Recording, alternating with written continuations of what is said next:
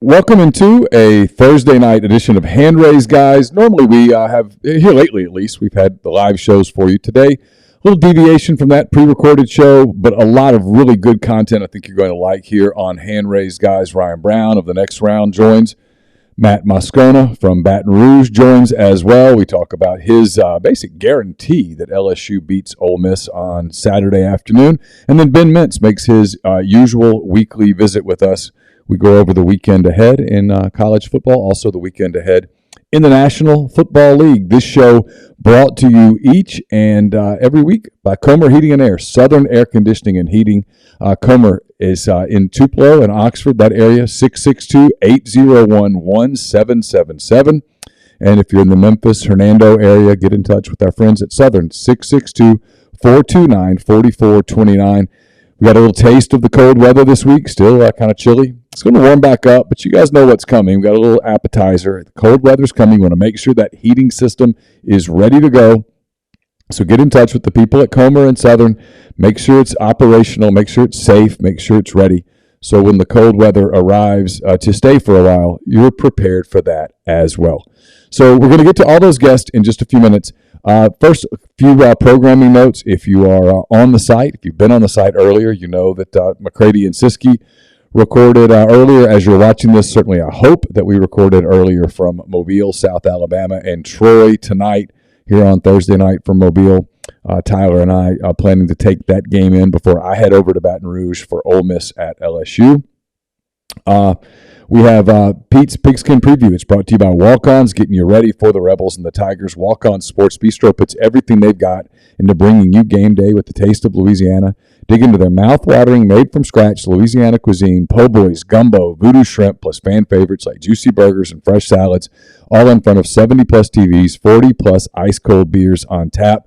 Check them out in Oxford or Ridgeland. We also have this Butcher versus the Spin Instructor, presented by LB's Meat Market, 2008 University Avenue in Oxford. All of the freshest cuts at LB. So if you're not making the trip down, you're getting ready, you want to grill and enjoy a Saturday of college football, a Sunday of college football, maybe you're already thinking about next week when the Rebels head to College Station, stop by LB's. All the freshest cuts of beef, chicken, pork, you name it, they've got it. House-made sausages, stuffed jalapeno, stuffed mushrooms, so many more things. Great service there with Greg and the people at LB's, 2008 University Avenue in Oxford. We'll put this up as the Friday morning Oxford Exxon podcast. Oxford Exxon, Highway 6 West in Oxford. Coming up on 10 years of Oxford Exxon sponsoring this podcast. So do us a favor, when you're coming into town or out of town, stop at the Oxford Exxon. You can fill up at the tank. You can also fill up inside. Great snacks, plate lunches, all of those things at the Oxford Exxon, Highway 6 West in Oxford. I'm coming to you from the Clark Ford Studios. Clark Ford's in Amory, Mississippi, 662-257-1900. Call that number, ask for Corey Clark, tell Corey what Ford product you're looking for. He'll send you a quote within 15 minutes in business hours, right to the bottom line. No hassle, no haggle. You get your quote, the rest completely up to you. You can shop it around, or you can do what I've done, what I recommend that you do, and that's hop into a Clark Ford today. Again, 662-257-1900. All guests will join tonight on the Rafters Music and Food Hotline. Rafters Music and Food on the Square in Oxford. Great place to go have a beer, a cocktail, a po' boy, an appetizer. Just a good place to hang out, watch some games. The college kids are going to take it over later that night, but you can go earlier in the evening, earlier in the afternoon, and enjoy a stop at Rafters Music and Food on the Square in Oxford. Also Rafters in New Albany. So speaking of the Rafters Music and Food Hotline, we go down to Ryan Brown of The Next Round in Birmingham. Here's Ryan. My good friend Ryan Brown, kind enough to join us again this week, talk some SEC football. We got a lot that happened last week, and I want to get his thoughts on Ole Miss at LSU, now it's an even bigger SEC West game, Ryan, because Alabama's got a loss, and both Ole Miss and LSU get shots at Alabama at their place. So suddenly, I still think everyone would say Alabama's the favorite, but now you do have to kind of talk about it in a little different way, because whoever wins this game in Baton Rouge on Saturday does control its own destiny. Yeah, it's easy not Ole Miss, because they sit right there in the top 10, but it's easy to kind of dismiss LSU and be like, oh, yeah, forget LSU. But you got to remember, I had to remind myself of this, is one loss was Florida State. That one doesn't matter. in these terms. They're still right in the middle of the West race, which is a testament to the job Ryan Kelly has done year one. But you're absolutely right. You've got back-to-back games for Alabama with Ole Miss and LSU, back-to-back opportunities to play those two teams. And look, Alabama's going to have to win those games now that they have lost to Tennessee. There is no margin for error for Alabama in terms of those two teams, assuming those teams don't trip up. And that's what's fascinating. This little section of games, starting with this Ole Miss LSU game, I think is massive. The winner of this game has to feel like, all right, I got a fighter's chance. I got a puncher's chance of making it to Atlanta. For Ole Miss, if you beat LSU, it's so funny, right? We do this in baseball season, like in a Major League Baseball season. You're a Nationals fan. I'm a Cubs fan. Neither one of our teams were doing this the last couple of years, but yes. But we've done this before. Where early in the season, you're like really care about the way your team plays. Like, I need them to look better. They're not very crisp or whatever. And you get to a point where you're like, I don't really care. Just win. I mean, just win. Oh, who cares? We made 7 errors at shortstop, but we won 10-9. I mean, it's a W. And Ole Miss is there. I mean, they've been doing style points and all this stuff, and you look at them, you're like, I don't know about the defense, but they win the game. If you beat LSU, whether you beat them 48-47 or you beat them 3-2, if you beat LSU, you go to Texas A&M, and if you beat Texas A&M, same thing, no matter how you do it, you get a week off, and while Alabama goes to LSU to play each other, you get to kind of figure it out a little bit, and then you get a shot at the whole thing right there on November the 12th. So for Ole Miss, in so many ways, it is right in front of them. Now, it is a daunting gauntlet to get there. I mean, LSU, Texas A&M, Alabama. But if you win those 3 games, you're going to Atlanta for the first time ever. Yeah, and I used to always say I think the greatest accomplishment of both Eli Manning and David Cutcliffe is that they had them in that one game. What was that, 0-3 against LSU? 0-3 against LSU, a 17-14 LSU win, if I recall correctly. Yeah, I think that was the score. And because I've always said, hey, Eli Manning had ball in hand with a chance to go to Atlanta. And, I mean, nobody's done that at Ole Miss. And Hugh Freeze had them in the neighborhood, but Hugh never could just, get the winds to fall the right way. This would be amazing. I mean, if Lane Kiffin can get and Jackson Dart can get to that game with just the one West loss so that its winner has the tiebreaker. I think you've done a phenomenal job if you're Lane Kiffin and if you're Jackson Dart and if you're that Ole Miss team. You're right. LSU, Jaden Daniels is a guy that I've seen good Jaden Daniels like he was down at the Swamp. I've seen bad Jaden Daniels like he was in Jordan-Hare. This is a really difficult LSU team for me to figure out. And then A&M, I mean, I think they're bad enough to lose to anybody in the SEC, and I think they're good enough to beat anybody in the SEC. It's 2 strange teams Ole Miss gets to play here. They're kind of hard to predict. Yeah, I can't decide whether I want to go back much or spend a lot of time going forward. I'm going to go quickly back because you have talked a lot about it. Alabama, Tennessee was a classic game. If you were the guy sitting in Dubuque, Iowa, who didn't care, you got your dollar's worth, right? I mean, you're sitting there with your popcorn and your Bud Light, and you're watching that going, this is awesome. And then it's crazy at the end, and you're like, it does mean more. I mean, it's insanity. For Alabama, I guess 2 things. What do you make of what Tennessee did? Tennessee went to LSU, bombed them, got home, beat Alabama, found a way. Super close game. And then with Alabama, it's another road game where I know it's the outcome that we're hung up on. What struck me about Alabama is another road game, lots of penalties, not a lot of discipline. They don't look like your typical Alabama team, kind of machine-like. This team's really human. They make a lot of mistakes. And this is several games in a row now on the road where I think we have to at least entertain the possibility that this is more than just a one-off. Yeah, I mean, I'll get to Tennessee, but you're right about Alabama is going back really, Neil, to, 2020, the COVID year. Alabama, that's one of the best Alabama teams of all time. Now, because it was the COVID year, I don't know that it will get remembered the way it should, but they were dominant everywhere they played. Yeah. Really, except for that game at Ole Miss where it was just a track meet back and forth, right? But by and large, you didn't see those cracks in this Alabama team. Something happened in 2021. I don't know what it was, but something happened, and it started in Gainesville, Florida, where Alabama jumped out to that normal road big lead, and you're like, oh, this is typical Alabama. They're just going to run Florida out of the stadium here, have this joint emptied out in the third quarter. and get some backups in, and then all of a sudden Florida comes back. That game comes down to a 2-point conversion. You did, yeah. And the whole rest of that year, Alabama was not a good road team. Should have left Auburn. I mean, they played with fire so many times last year. I know. The only good road game they had was at State. They beat Mississippi State, beat them resoundingly, like I think 41-9 or something like that. Mm-hmm. That's right. So then you turn the page to this year, and you're like, wow, that's weird about Alabama. First road game, Texas, just like what was in Knoxville. A ton of penalties. Secondary couldn't cover. Defense looked lost at times. Offense, now this didn't happen in Knoxville, but the offense went in a slump, was punting a ton. And it has just continued to be that way for Alabama. It's the weirdest thing. I don't know. They used to be so good on the road. And now they are so average. And the same thing happened in Tennessee. A ton of penalties. Alabama had a school record, 17 penalties. Alabama's defensive backs were absolutely lost. Jalen Hyatt had this incredible game against, just up and down the field, 200-plus receiving yards. Alabama couldn't cover him. And it was without Bryce Young, Alabama gets beat by 4 touchdowns in that game. But Bryce Young was just superhuman and just continued to put Alabama on his shoulders and take them down the field. Now, as far as Tennessee goes, I personally, and I used to vote for the Heisman, I would have Hendon Hooker number 1 right now. I would too. If I were voting for the Heisman, and I know maybe that's prisoner of the moment, but that's kind of the way you vote for the Heisman, honestly. Yeah. You're a prisoner. But if they declared today that, hey, ballots are due right now, he would be number 1 on my ballot. Yeah, I'd vote for Hendon Hooker. They've got an obvious Achilles heel. Alabama doesn't even have that good of receivers, and Bryce Young had 455 pass yards. That's a problem for Tennessee. And if you go look at it, every quarterback they have faced has had his career day, basically. Jaden Daniels. Now, Richardson and Daniels both got behind, so they had to throw a lot. Florida and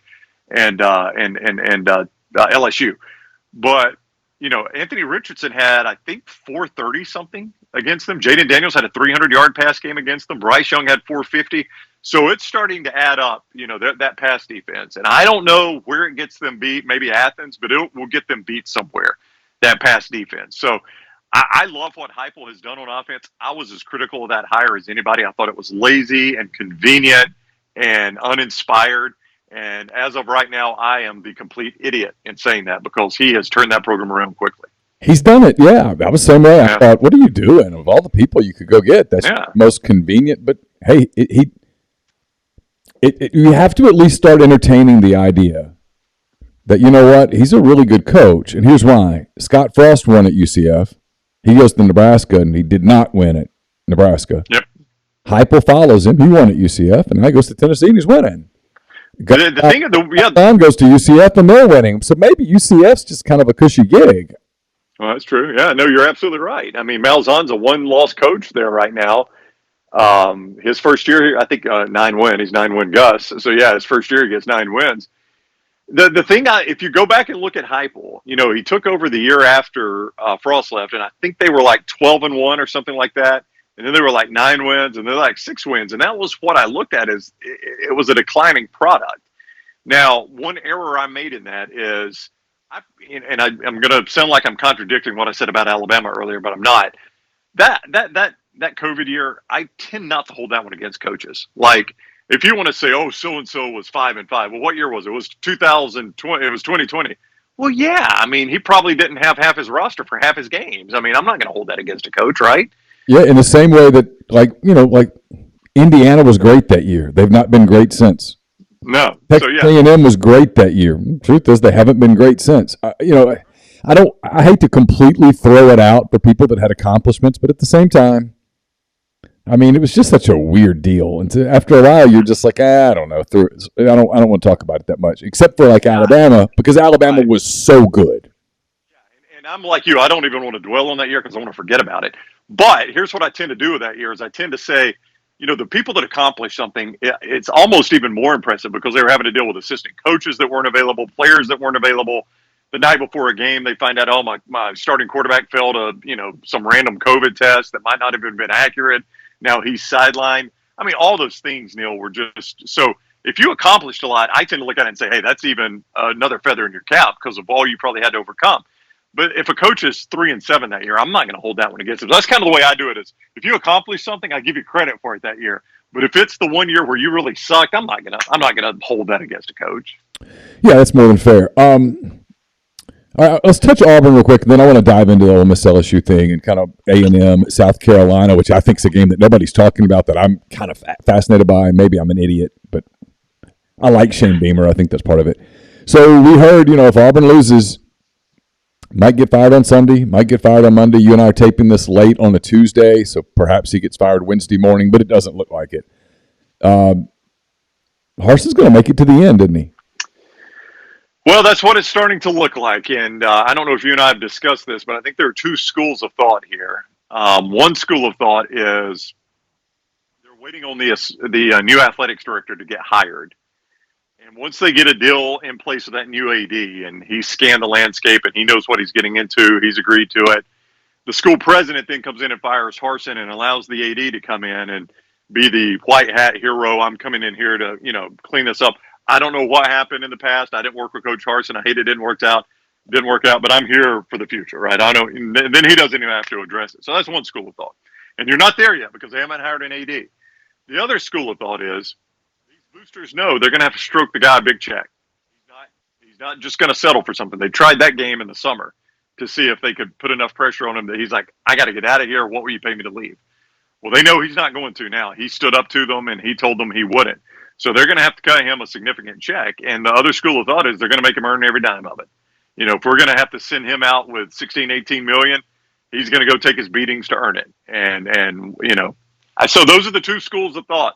And to be honest with you, I don't know which one's true. You're right. It's starting to look like the second one where he's going to coach through the Iron Bowl, then get fired is the more likely one. But, I would agree that you don't want your AD, you don't want to hire an AD and make him come in and the first thing he has to do is fire a coach. You would prefer all that to be done and then let him come in and just start building, from that baseline up. They didn't quit on him. They were down 21-0. Yep. They were in trouble. And I was there. I was starting to write. I was like, this is going to be 42-10 or something. This is I thought the same thing, Neil. Down 21-0 and had just pulled their quarterback. They're down 14-0 and go to TJ Finley. And Ashford, you were at the game. I don't know if you could see it on ESPN. His body language on the sideline was awful. He just looked like he had completely checked out. And Finley's in the game. I'm like, this thing is going to be ugly. Because at that point, I think Ole Miss was on pace for like 8,000 rush yards for the day. Auburn could not stop the run. And I'm like, there's nothing Lane's going to be able to do to take it off the gas. If Auburn can't stop the run, they're just going to go up and down the field. So I'm like you. I start thinking 42-6, he might actually get fired now. But you're right. I got to give him credit, man. Ashford came back in. He was a different quarterback. And that's, for the Ole Miss fans, the second and third quarter combined, probably the best half of football Auburn has played all year. And it wasn't enough because in typical Harsin fashion, his offense finally showed up and played a halfway competent game. And what happened? The defense got scorched by the run. They can't win, man. They just cannot find a way to put it all together. So what do you make of Ole Miss coming out of that game heading into LSU? Obviously, you can always look at games so many ways. Defensively, Ole Miss got just gashed by the run. They contained Auburn's passing game for the most part. And then Ole Miss offensively runs for 450-ish yards and dart through for 100, but he didn't have to throw. He was 9 for 15. He was fine. What did you make of what you saw? Well, I like what I see. That's the thing I've always liked about Lane, and you and I have talked about it every time we talk about Lane, is I love his commitment to running the football. I love that Lane Kiffin doesn't get caught up in, I've got to throw X amount of times. If the run is there, Lane Kiffin is going to run the football. And you got to credit him for that. And the run was there, and he's like, Auburn, I'm going to run it until they stop it, and they didn't stop it. I would say it is a slight bit concerning. Auburn has not been able to run the football like that on anybody this year. Tank Bigsby has had no kind of season. So for Auburn to run the ball like that on Ole Miss, I think is a concern for Ole Miss's defense as you face better run games like, Alabama's, which, has been really, really good with Jahmyr Gibbs. So I do find that concerning. It was interesting. Mingo was so big against Vandy. And then, like you said, he didn't have to do anything against Auburn. So, what is the real Ole Miss passing attack? Is it what you saw in the second half at Nashville, which was very impressive? Or, is it somewhere in between that and what you saw with the Auburn game? So what to make of LSU? 2 weeks ago, they get blown out by Tennessee. They were sloppy, Yep. and I don't want to hear any of the 11 o'clock stuff. No, I dismissed that completely. Tennessee showed up. That place was ready to pop, and Tennessee said, "Nope, we're not going to have it. No party for you guys." And then a week later, they go down to Gainesville, and they kind of put together a complete offensive game. But Florida's 3-11 in its last 14 SEC games. We have to stop this Florida is an elite program crap. It's not. It might one day be again, and it once was, but it's not today. And so I don't know what to make of LSU. Is it the team? I'll leave it at that. I don't know what to make of them. I have no idea what to expect from them on Saturday afternoon. Yeah, I mean, my takeaway from LSU is when I think of LSU, I think of the fact that we're down 17-0 at Auburn. And Auburn completely shut down in the second half, played an awful second half, and turned the ball over a bunch. And that's how LSU came back and won that game. They really should have lost in Jordan Hare. And that's a big red flag to me. And Jaden Daniels was awful in that game. My other takeaway from them is what you talked about against Tennessee. Even though they won the Auburn game, they felt like a loss in a lot of ways. They come in against Tennessee, they fumble the opening kickoff. Tennessee goes right down and scores. Brian Kelly panics, and listen, I'm not a critic of Brian Kelly. I think the guy's a terrific coach.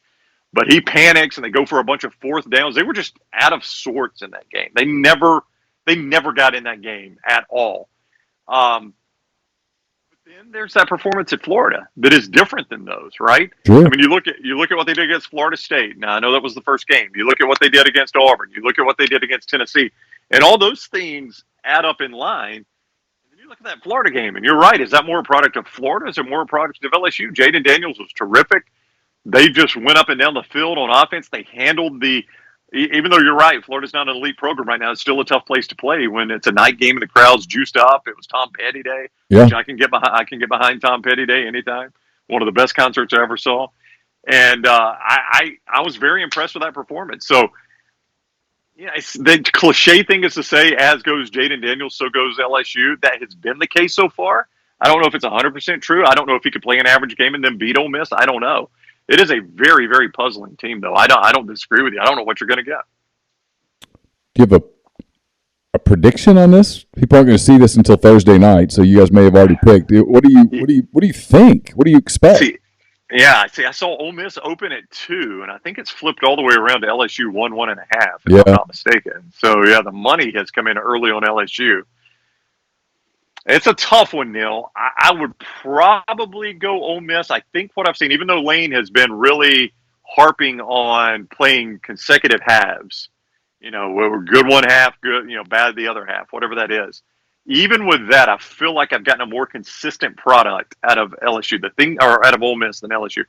The thing that scares me to death is, as much as I like Jackson Dart, his propensity to turn the ball over.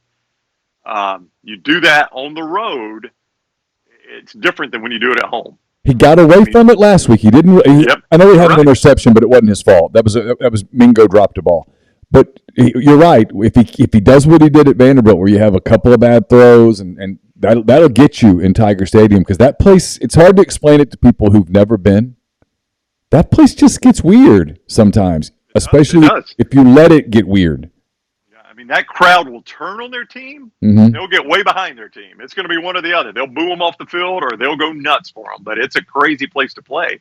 And then you mentioned the one against Auburn and in Nashville, but there was the one against Kentucky too, where, if I remember right, he just didn't read the linebacker, right? And the linebacker just drops in coverage and he throws a terrible pick.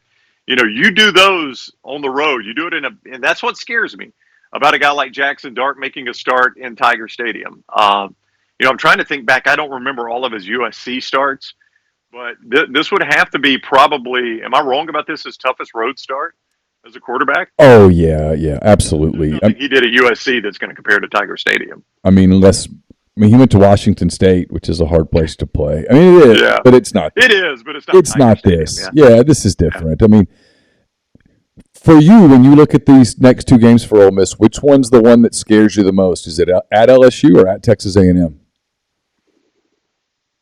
That's a great question. I'm inclined to say at LSU. A&M, I'll say this about Haynes King, who Texas A&M is getting back. He didn't play that bad against Alabama. Actually played well against Alabama. he didn't get a ton of help from his offensive line. Alabama was all over him all night long. And that was another difference in the Bama-Tennessee game. Will Anderson and Dallas Turner didn't get anywhere close to Hendon Hooker. You go back and watch the A&M game, they were all over Haynes King. I mean, Will Anderson was next to him all night long. If he wasn't sacking him, he was pressuring him. If he didn't get a pressure, he ran up next to him after the pass just to let him know he was there. He didn't get to do that in Knoxville. So when I look at Haynes King, I look at the numbers he had in Tuscaloosa, and they don't blow you away. But when you consider everything he was dealing with, he had a pretty good game against Alabama. So, I mean, at A&M, that can be a tough place to play too. Again, I said this about Texas A&M on our show today, and I believe this. They are absolutely good enough to beat anybody in the conference and good enough to lose to anybody in the conference. And I might have said that earlier in this interview. If I did, I apologize for repeating myself. No, you didn't. But that's what I believe about them. I honest to goodness, Neil, I think if A&M went to Vandy, they've got a chance of losing that game. If they went to Georgia or Tennessee, there's a chance they win that game. I just think that's who they are this year. Well, they're playing a team right in the middle of all that. Like if you were ranking teams, South Carolina's probably closer to Vandy than it is Alabama and Georgia, but Shane's doing an okay job. They're going to play super hard. They got a big win at Kentucky. I know Levis didn't play. Not their fault. They took advantage of it. Got a weekend off. You know they're going to be super fresh. That place is going to be rowdy. The weather's going to be great. All that stuff. It's an interesting spot for Texas A&M because they're more talented than South Carolina. But this is a super losable game for the Aggies, isn't it? No doubt. Yeah, I think they all are. Yeah, absolutely it is. And the thing, again, about Rattler that has disappointed me is how much he turns the ball over. And I know he did that at Oklahoma, but I thought maybe he had matured a little bit. And I thought Carolina would get a little more out of him. I've been underwhelmed at what Spencer Rattler has brought to the table. But like you, I am a big Shane Beamer fan. I think he's a guy that motivates his team very easily. And you're absolutely right. This is an easy game for A&M, to look past, look at Ole Miss, look at whatever. And that is another, I mean, this is true about almost anywhere on the road in the SEC. That is another underrated, difficult place to play. Williams-Brice can be a tough place to play. I'll never forget, I covered a Thursday night game there. Ole Miss was fourth in the country. And I remember getting down on the field in the last few minutes when Ole Miss was trying to come back. And that place, and I've been in just about every venue, that place was as loud as you're ever going to hear it. In the press box, it felt like it shook. It was but it was loud. Like you could not focus. It was so loud. Yeah. And so, it's a different place. I think they're ready for A&M. I think it's a fascinating game. It's the game nobody talks about for obvious reasons, but it's there. We won't spend much time on it. Alabama just crushes State, right? This gets ugly. Yeah, I mean, first of all, even when Alabama hasn't had great defenses over the last couple of years, State has been able to do nothing on them. They have diagnosed that offense very, very well. Saban and Pete Golding have a good handle on that offense. So even if State were coming in hot, I would feel that way. But now that State has laid some eggs, no pun intended, but laid some eggs against LSU, and then they were just awful against Kentucky. 10 offensive points against Kentucky. And Kentucky, and you and I know we have talked about this before, I've always said Kentucky's the best in the conference about dragging you down into their style of play. And the time of possession in that game was 40-20. And Kentucky just possessed the ball and kept it away from State. And that's what Alabama, in a lot of ways, has been able to do, but they've defended Will Rogers very well. In State, this is like the third time, I think, in the last 6 or 8 years they've gotten Bama coming off a loss. And so it's bad timing for them. Alabama just doesn't lose back-to-back games. And you just got to feel Alabama wants to prove a point here. So, I don't like this spot for Mississippi State at all. Last thing, we're still too early to talk about it too much, but we're a couple weeks away from having some weird playoff conversations, right? Where you could have an 11-1 Tennessee that doesn't make the SEC championship. You could have the whole same thing with the Big Ten. Like it's conceivable that you have a scenario where you have 11-1 Michigan and 11-1 Tennessee, and neither one of them won anything, and maybe you have a 12-1 USC that wins the Pac-12 or a 12-1 Oregon that wins the Pac-12. Getting to 4 in that scenario gets pretty squirrely, especially like if Clemson runs the table and gets one of the spots. Yeah, let's just eliminate everything west of the Mississippi. Let's assume the Big 12 and Pac-12 sit this one out. I want to ask you this. Okay. Undefeated ACC champion Clemson, which I don't know who's beating Clemson. They play Syracuse Saturday. That might be their most losable game left on the regular season schedule. And I don't think it's very losable. So Clemson's undefeated ACC champion. Let's say Tennessee goes to Athens, loses in a classic. All right. All right. And then Bama beats Georgia in the SEC championship. So you got 3 one-loss SEC teams that are identical. Okay. Yeah. And then Ohio State and Michigan are going to be undefeated, and one of those teams wins. I mean, where do you go there? I mean, now you got 3 one-loss SEC teams that are almost identical. You've got Clemson, who you've got to put in. You've got the winner of Ohio State, Michigan, who you got to put in. So now you got the loser of that game, the SEC champions in. So you got 3 teams you got to pick one from. I don't know where you go there. I don't know how you pick one in that scenario where you have Georgia narrowly beat Tennessee, Tennessee narrowly beat Alabama, and then for the sake of it, let's say Alabama narrowly beats Georgia. Beats Georgia, yeah. I mean, Bama's in because they would have in that scenario. Right. Would have the SEC. And I guess you go Georgia because they narrowly beat Tennessee, but it kind of feels weird because Tennessee would have beaten the SEC champ. I know. I mean, it is weird. And then, you would look at the loser of Ohio State, Michigan, and you're like, that's a really good team, but who have they really played? I mean, at least Tennessee. Like, if Tennessee were the team in that scenario, Tennessee could say, hey, we beat Alabama. I mean, Alabama's the SEC champion. We beat them on our field. Beat Alabama. You beat Kentucky. You beat Pitt. You won some games. Yeah. I mean, you did. Yeah, we won some games. Yeah. You did. But the winner of the Ohio State-Michigan game, I mean, Michigan's best win is going to be Penn State. And by the way, that's going to be Ohio State's best win, too. Yeah. Until they beat that other team, whichever one wins that game, that's their best win. But the one that loses, their best win is going to be Penn State. And, I mean, you watch Penn State Saturday, that looks a lot like a 3 or 4 loss team. And you could get into some really weird calculus with the Pac-12 and the Big 12. Well, I know we're going to throw them out in your scenario, but if I say, no, okay, well, let's throw them back in. Yeah. Let's make TCU a 12-1 Big 12 champ. Let's make USC, as media darling as they are, a 12-1 Pac-12 champ. Or Oregon, a 12-1 Pac-12 champ, and their only loss was in the first game of the season, basically at Georgia. Yeah. And then for kicks and giggles, let's let Georgia be the SEC champ. We're like, oh, why we're not going with Oregon? I just think it gets weird to where people are like, see, we should have gone to 12 a long time ago, damn it. We could solve all this. And so I keep waiting for that year to happen. It always works itself out, and it probably will this year too. But I would love the chaos because the stubbornness of sticking with 4 all these years deserves to get burned. Well, we still have, and I think we have this about every year, the upset you never saw coming. Like, you can't say Tennessee was an upset you never saw coming. I mean, that was a lot of people thought Tennessee was going to win that game, and they did.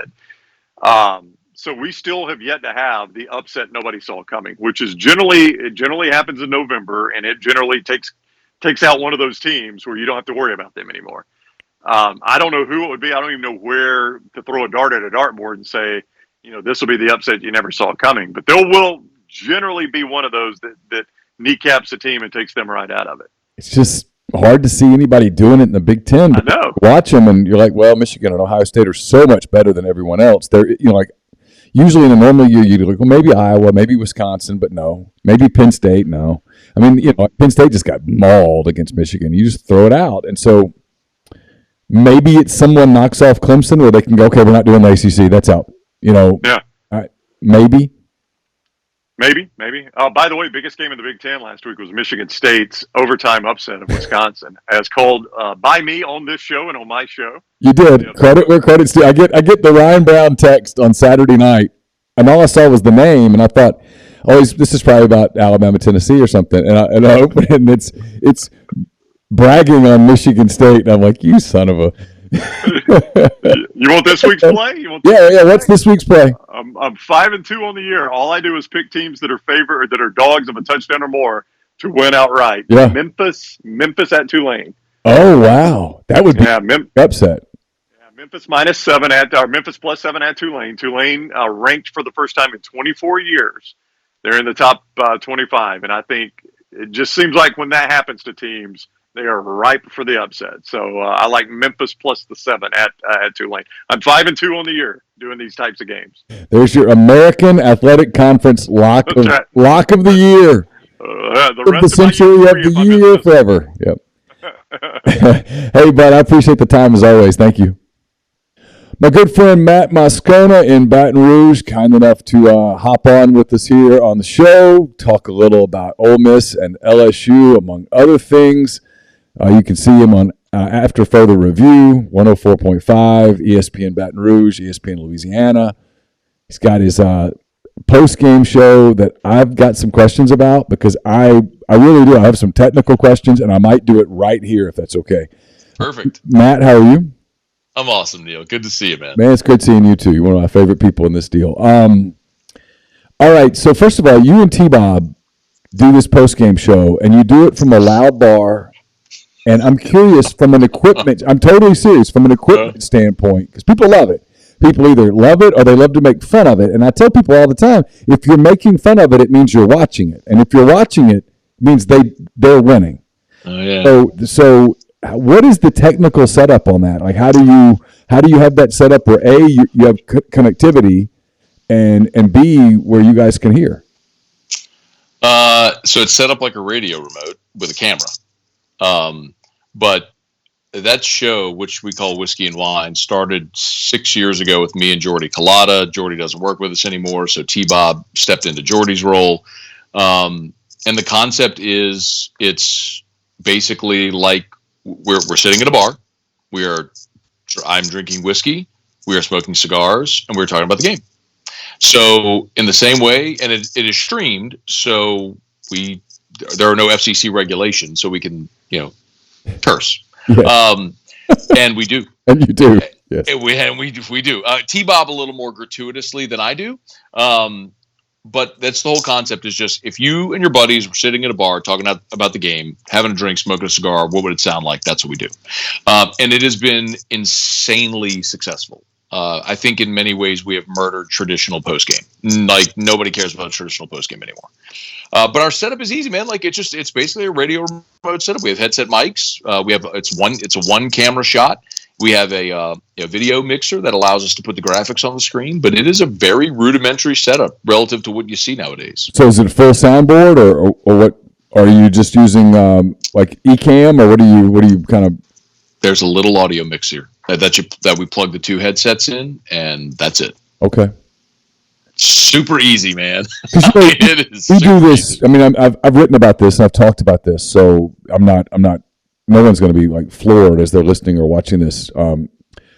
We always did before the middle of 19. We always did post game the same way, right? We both went to the game and we wrote and we did this little film thing called instant analysis, and we stood there and talked awkwardly on the field. And sometimes the lawnmower, they start mowing the field. You know how it is. When they start mowing the field, it's like, hey, the game's over. I've got to mow the field right now. And they start, and it's loud as hell. And you're just like, this doesn't really work. And then middle of 19, we started doing a post-game show here instead of covering the game. And a lot of that was because the team wasn't good, and we're like, let's try something different. And we weren't going on the road. The first time we did it was Ole Miss played at Missouri, and I was like, I don't want to go all the way to Missouri. It's on TV. We'll figure it out, right? And so we did that, and then obviously the 2020 season happened with COVID and all that, and so we're doing live streams all day and all this stuff.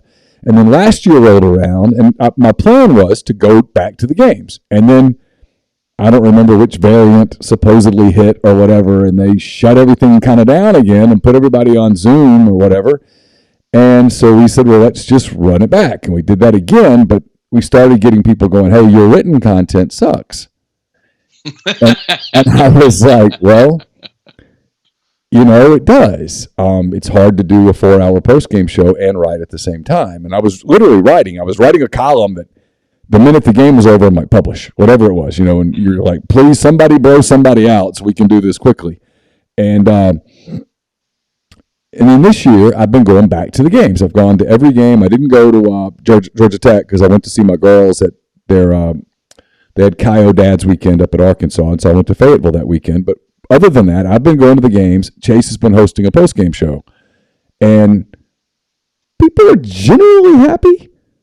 But I think a lot of people want the post-game show. But I'm like, if we're ever going to do the post-game show we've got to figure out a different venue to do it, to make it a little more lively. And I watch y'all's deal, and I'm always thinking, what is their equipment setup? It's about everybody else is talking about they're yelling at each other or whatever. I'm like, I'm just curious about the equipment. That's the main. Yeah, no, I think ultimately what we've learned. Look at us right now. I'm using wired headphones and my iPhone right now to do this. I think generally if people can see and hear clearly, they're okay with.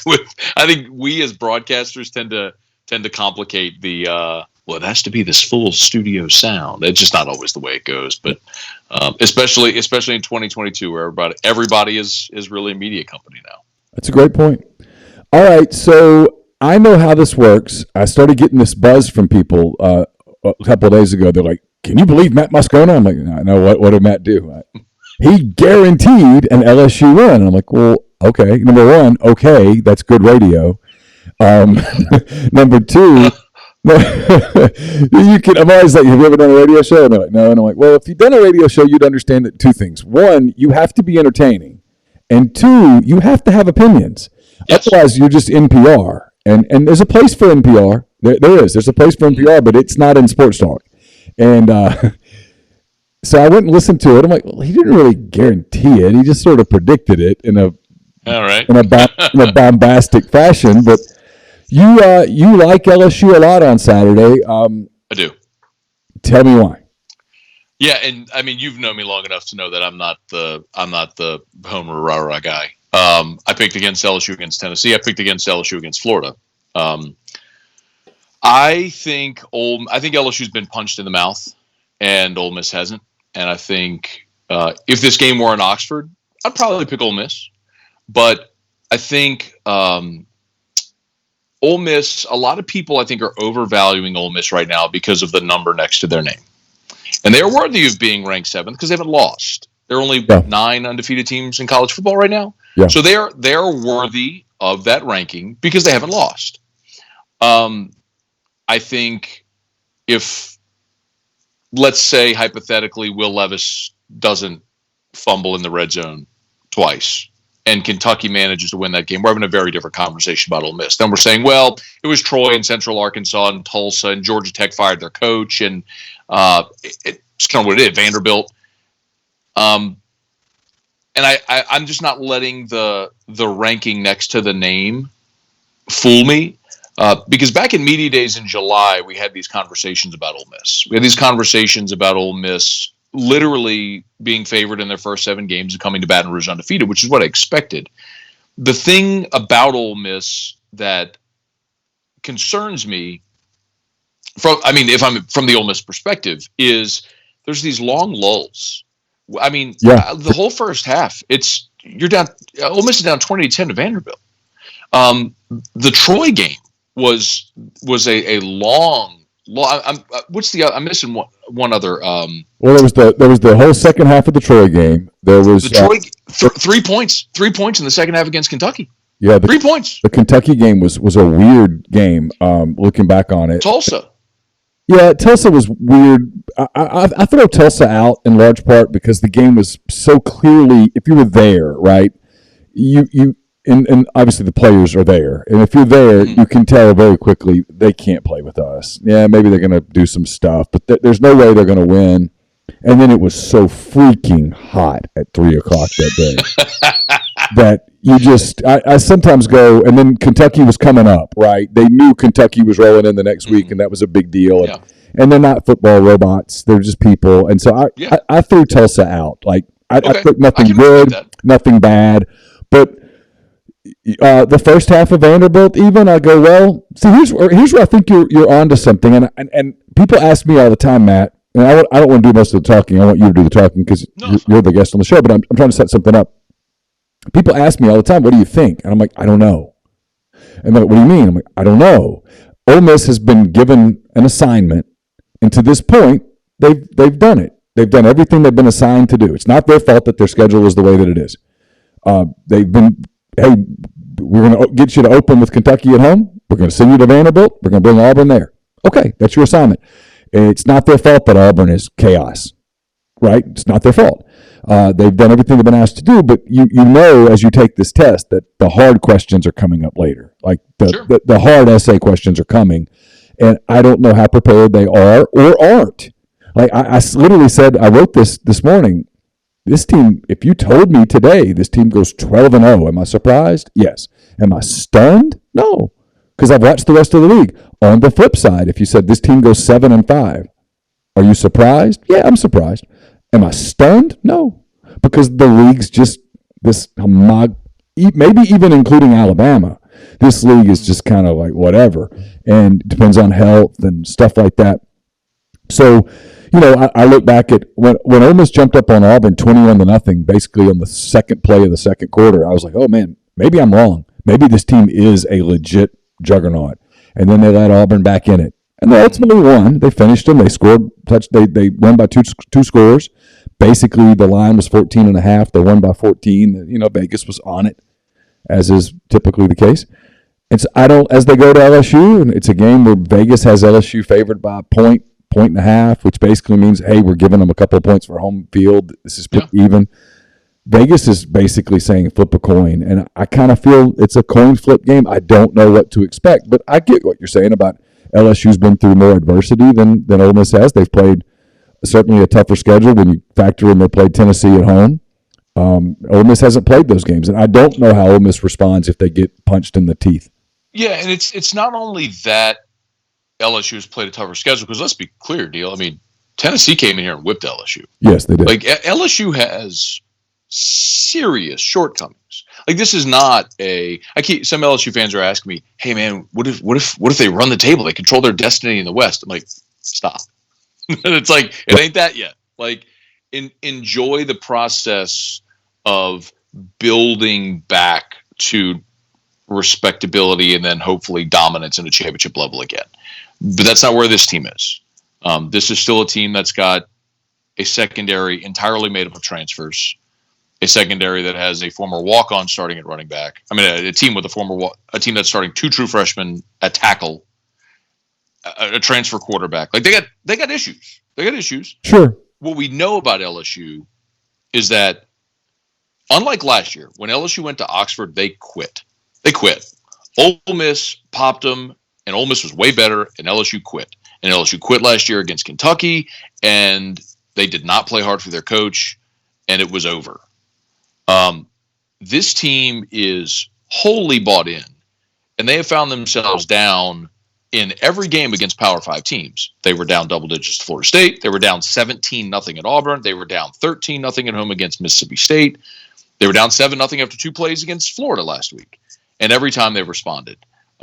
This team plays hard. They play for 4 quarters, and they have been better as the game goes along. And they have dominated fourth quarters, quite honestly, which is why I think at home against Ole Miss, LSU will win the fourth quarter and ultimately win the game, because that's what they've done, and I've seen them do already this year. And I don't think there's a situation that presents where they will be uncomfortable.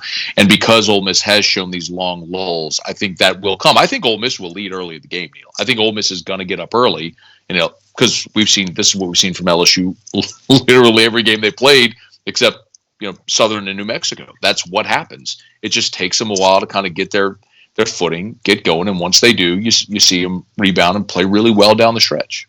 One of the things that's interesting about this game is I think these two coaches have track records. Kelly's is certainly longer than Kiffin's, but I think if you look at them, they both have teams that typically get better as the year goes on. Kelly has always done that, and if you look at Lane's teams, they get better as the year goes on. He figures out what they do, and they focus in on it. And that's one of the things that kind of makes it interesting, is that you're right. So it makes me wonder, and I say that to get to this. LSU played Tennessee 2 weeks ago in Baton Rouge. LSU got down early and just never really got into any flow at all in that game. And Tennessee might be really, really good. We saw what Tennessee did a week later against Alabama. Then LSU goes to Florida. They look a lot better. Offensively, they look like they found something. Yet I'm wondering, and you watch every play, I'm wondering how much you wonder, was the Tennessee game a byproduct of Tennessee being really good? And was the Florida game a byproduct of Florida being really bad? Florida 3-11 in the last 14 SEC games. Yeah. We as a media have to stop talking about Florida in these flowery terms. They've sucked for a while. Yeah, they had a ways to go. Is it possible that LSU is just kind of what LSU is, and they played an extreme and they're in the middle, or did they find something in Gainesville? So they might have found something. I'll get to that in a second. But back to Tennessee, the matchup that will give LSU's defense the biggest problem is if a team has dynamic wide receivers. Yeah. And when you look at Brew McCoy and Jalen Hyatt, they didn't even have Cedric Tillman. Like LSU's corners couldn't cover those receivers. And so if you had to give help in the secondary, then you couldn't stop the run. And it made LSU completely vulnerable. Florida didn't have dynamic receivers. Auburn doesn't have dynamic receivers. Mississippi State, although they like to throw the ball, doesn't have dynamic receivers. Jonathan Mingo had a good game against Vanderbilt, obviously. I don't know that you tell me if you disagree, would you put him in that category of Brew McCoy, of Jalen Hyatt, of game-breaking receivers like that? Probably not. He's got a chance to kind of be close to it. There are times that Malik Heath on the other side, the Mississippi State transfer, looks that part. They brought Jalen Robinson in from UCF expecting him to be that guy, and he has not. Yeah. Look, I remember Heath playing at State, and I think Heath's a good player. But what LSU has done at corner is they brought in Jark Bernard-Converse, who was all Big 12. He's a Louisiana kid who went to Oklahoma State, was all Big 12. He started 50 games in his career. Very, very experienced. But Neil, he's not Derek Stingley. He's not Elias Ricks. He's not, Cordell Flott. We look at LSU over the years, and part of the reason that the defense has worked is because LSU has earned their reputation as DBU. They've had all these top Patrick Peterson and Tre'Davious White. Dudes have first-round picks that are NFL studs. Yes, absolutely. And you could say, I think my guy's better than your guy on the outside, so we're not going to let you run the ball because I know my guys are going to win on an island. This team can't do that. So to the point, when they played Tennessee, that's where they got exposed. I don't know if Ole Miss can do that. Maybe they can.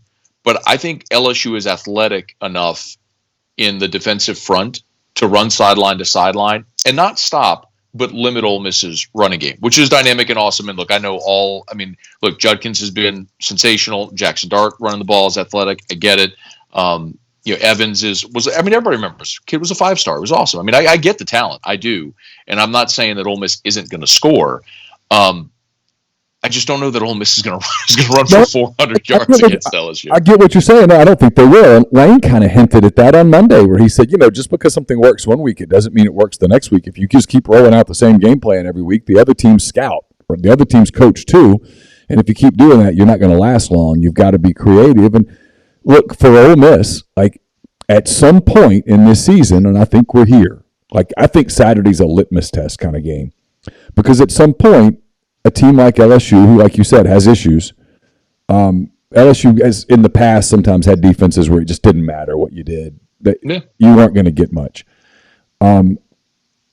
LSU's probably going to say, hey, we're going to gamble that these receivers are not studs. We're going to get hurt a little bit. We're going to get burned some, but they're not going to kill us. And we're going to take away as much as we can the run and put the game in Dart's hands. And if he beats us with the receivers, if they end up running all over the field, we tip our hat and go, hey, kudos, good luck the rest of the way. We don't think he can. That's what I expect. And at some point, I think a team's going to effectively do that. And that's where we're going to find out. Either Dart can or can't. Yeah. And I don't know the answer, right? I don't know whether Dart can or can't go win a game with his arm. Maybe he can. Remember, Matt House, LSU's defensive coordinator, also spent 3 years as the DC at Kentucky. It was the year they had Josh Allen, the defensive end, who had 21 sacks that year. It was ridiculous. So he's pretty good at utilizing guys like B.J. Ojolari on the edge to create pressure. They got a freshman linebacker named Harold Perkins, who y'all are going to see, wears number 40, and he's a stud. He's all over the field. And I don't normally say that about freshmen, but he's that dude. He is better as a freshman than Devin White was as a freshman by a mile. I might say I'm not saying he's going to be Devin White. I'm telling you, as a freshman, he's a better player by a mile. But the other part of your earlier question, sorry, I ramble sometimes, radio guy. You asked, did LSU find anything against Florida? What they found was their passing game. And Neil, this isn't even debatable. The deepest, most talented group on LSU's team is their receivers. There is no argument to the contrary. They're not only good players, they have great players that are going to be pros, and they roll them through there, and they are good, really good. The problem to this point in the season has been utilizing them because Jaden Daniels has been so cautious with the football so as not to turn it over. He hadn't taken shots. He hadn't thrown 50-50 balls. He hadn't given his receivers a chance to get involved. He'd rather feel pressure, tuck it, and run because he's a dynamic runner, and he can hurt you with his feet. And I think Jaden Daniels will finish the season as LSU's leading rusher. The quarterback will. But what he finally started to do against Florida was just put the ball in the air, and his receivers rewarded him. Now, you don't win every 50-50 ball, but in college football, when you have dynamic receivers, more often than not, you're either going to come down with a catch or a penalty flag is going to be thrown if you get a DB to panic. And I think having the success they did against Florida, where he threw for 350 and 3 touchdowns, should carry over because he put the ball into harm's way for the first time this year and said, "Oh, okay, this can actually work." And LSU's receivers are that good, so that's where I think they will be able to carry it forward. And this is where another place where it's litmus test, right? Ole Miss has these 2 corners that they love: Davison Igbinosun, the freshman, DeAndre Prince, who's kind of had a bit of a roller coaster career, but has played great so far this season. And people really haven't tested them on the outside. And I don't know I haven't known whether that's because people didn't have the goods to go test them. I mean, Auburn is not wide receiver U, certainly not this year. Kentucky had some receivers, but really they hurt Ole Miss with the slot guy a little bit with some stuff. That kid can fly. Brown, it can run.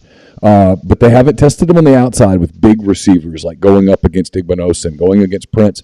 And obviously for LSU to win the game, they probably have to do some of that. And so we'll get to see are Ole Miss's corners as good as they think they are. And if they are, well, suddenly the ceiling for this team is really high. And if they're not, then some stuff gets exposed. I look forward to it. It's fascinating in so many ways. I wish it was a night game. It'd be a lot more fun. It has sort of the makings of the 2014 vibe, which was that 10-7 game, which was not very aesthetically pleasing, but was a really hard fought game. Ole Miss obviously was a top 10 team at the time, and LSU won it. If LSU wins this game, by the way, Neil, I do want to go on the record. If LSU wins this game and they storm the field, I will be horrified.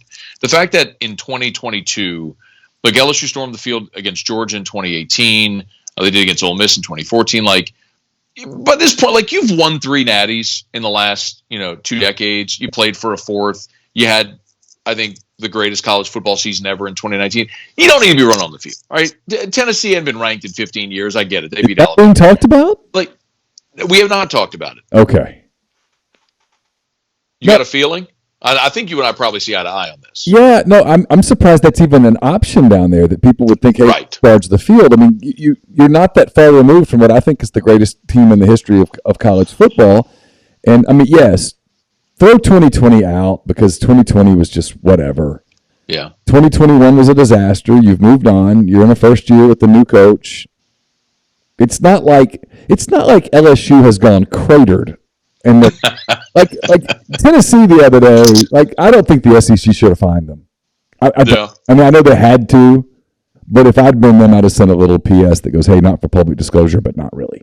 Yeah. Because Tennessee has been down for so long, you could feel the catharsis coming out, right? I mean, the scene of the blimp above Neyland Stadium with the fireworks going off and the people rushing and the field just becoming the sea of orange was everything great about college football.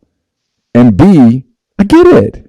Yeah. You were once great, you were not great for 2 decades, and now, at least for a moment in time, you were great again. And it was awesome. And I mean, I'm not a Tennessee fan, whatever, but I was happy for them. I mean, I know they're obnoxious as hell and all that stuff. I get it, whatever. All fans are obnoxious. But for a moment there, it was just really cool. And I always refer to my mythical guy in Dubuque, Iowa, who's sitting there watching TV with a beer and some popcorn. I mean, he watched that and was like, "Hey, honey, come see this. This is pretty cool." Yeah. Come see. This is awesome. And we don't get a lot of those moments, right? And so when you get them, you're like, "That's really cool." I don't think if LSU were to beat Ole Miss, that's one of those moments. No, not at all. Those moments don't exist in this program right now, but sometimes kids just want to run on the field. So I hope they don't. But you're right about Tennessee. That was that so seldom does the substance live up to the hype. I mean, that's true in every sport.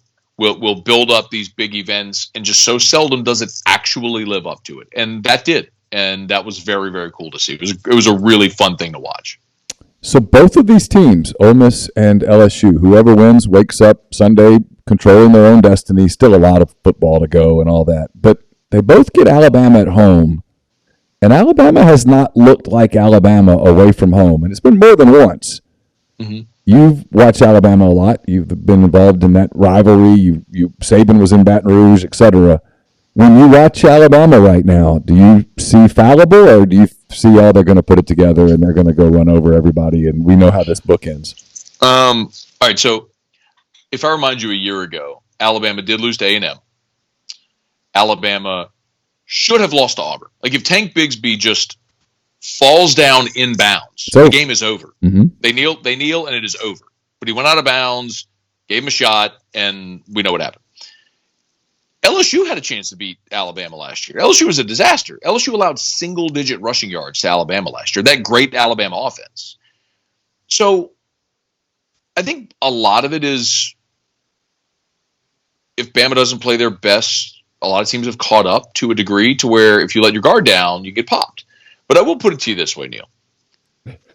Tennessee last week scored 52 points. Yeah. Alabama committed a record number of penalties in a game, right? Yeah. Isn't that right? It was 17. It was the most ever committed in a game by an Alabama football in the history of their program. The 52 points allowed is the most allowed by an Alabama team since 1908. It's literally been more than 100 years since Alabama allowed that many points in a game. There were 105,000 people there at a freaking fever pitch for 4 hours, maybe 4.5 because it was CBS. And Tennessee needed a knuckleball field goal at the gun to win it. Like, bro, it ain't like you ran them out the building. No. I mean, I feel badly for Tennessee fans because this is going to end in an inevitable way, Neil. Like, you know where this is going. Yeah. Like, if Tennessee wins out, let's say they go to Athens and beat Georgia, they go to the SEC championship game, guess who's waiting on them? Bama. And it ain't going to go good for Tennessee the second time. Or let's say, hypothetically, Tennessee loses to Georgia. They're a one-loss team. And then Georgia goes and loses to Bama. Well, maybe you put Tennessee into the playoff as, a one-loss team, maybe. And then you're going to play Bama in the playoff, and you're going to lose. So either way, this ends badly for Tennessee with a loss to Bama, either in Atlanta or in the SEC championship. Now, maybe Georgia beats Tennessee, or Tennessee beats Georgia, and then Georgia and Tennessee end up in the playoff. But overwhelmingly, my feeling is Tennessee's going to play Bama again. They're going to lose, and it's going to be devastating to them. So you don't think either Ole Miss or LSU beats Alabama? No. No. I don't think anybody else is beating Alabama the rest of the way. I think Bama is still a very good team. They're still the best coach team, and they lock in after a loss, and just like they did a year ago. And I think Alabama will run the table. They'll get to Atlanta, and we'll see who they play, Georgia or Tennessee. It's so funny. I got a mailbag question this week about, what does the country want to see? Does the country want new blood? Does the country want to see, Tennessee, Ole Miss, and Atlanta, or do they want to see another Alabama-Georgia game? And I didn't know the answer to that. I'm like, it's probably kind of torn, a little bit. Some people want the new stuff, and some people want the battle of the Goliaths again. Yeah. And again and again. Tennessee may be that, though, and that's the interesting question. Like, if Tennessee is, in fact, if they continue ascending over the next 6 weeks, then maybe they are that. And that will be an interesting storyline to watch. I don't know that they are. I think defensively they have some serious flaws. But offensively, man, they are fun to watch, and it feels like they can score on anybody. But LSU and Ole Miss, no. I think Ole Miss ends up either a 9-3 or 8-4 football team. That's why I think the clip where a lot of Ole Miss fans think of, like, not guaranteeing a win. I'm just picking LSU. I think LSU is going to win the game, and I'll say it demonstrably. Yeah. But I'm not waffling. It's just I just think LSU is going to win the game. Yeah. But I answer everybody's question about the same way when they say, "What do you think?" I'm like, "I don't know." It's a terrible radio opinion, but I don't know. I wouldn't. Would I bet on this game? I would not. Yeah. Well, I would. Here's why. There's an old angle as well that a sports handicapper I know uses, and it's anytime an unranked team is favored against a ranked team, blind bet the unranked team every time, and it hits like 85% of the time. Oh wow! So that's so there is, I think there is value in there, but anyway, I think what I said in that clip is I think Ole Miss is a top 25 team, and I think when you look at the end of the season, they'll probably be a 9-3 or 8-4 team. They'll be ranked. If you win the bowl game, you get to 10-3, then you're hovering around the top 10, and that's a great season, man. I think for Ole Miss, what that does is it validates the Sugar Bowl a year ago, especially without Matt Corral, who many people think is the best quarterback not named Manning to ever play at that school. And I'll tell you, Neil, I thought for sure if Corral didn't get hurt, and I still believe this, if he didn't get hurt against Baylor, I think Ole Miss wins that game. So, I mean, I like the guy that much. I thought he was that much of a difference maker. So, I don't whether Ole Miss wins or loses this game or whatever however they finish this season. I think as a program, you're looking at, man, look at where you were. Look at where you are. Neil, the day, I don't want to take up like all your time, but the day that it looked like Lane was going to get hired, you remember this? You texted me. I was in Atlanta, and you were looking for opinions. I guess you were doing a piece where you were gathering opinions from people around the league on hiring. I was like, I'm deathly afraid of it as an LSU guy. It's the hire Ole Miss needs. He's a creative offensive guy.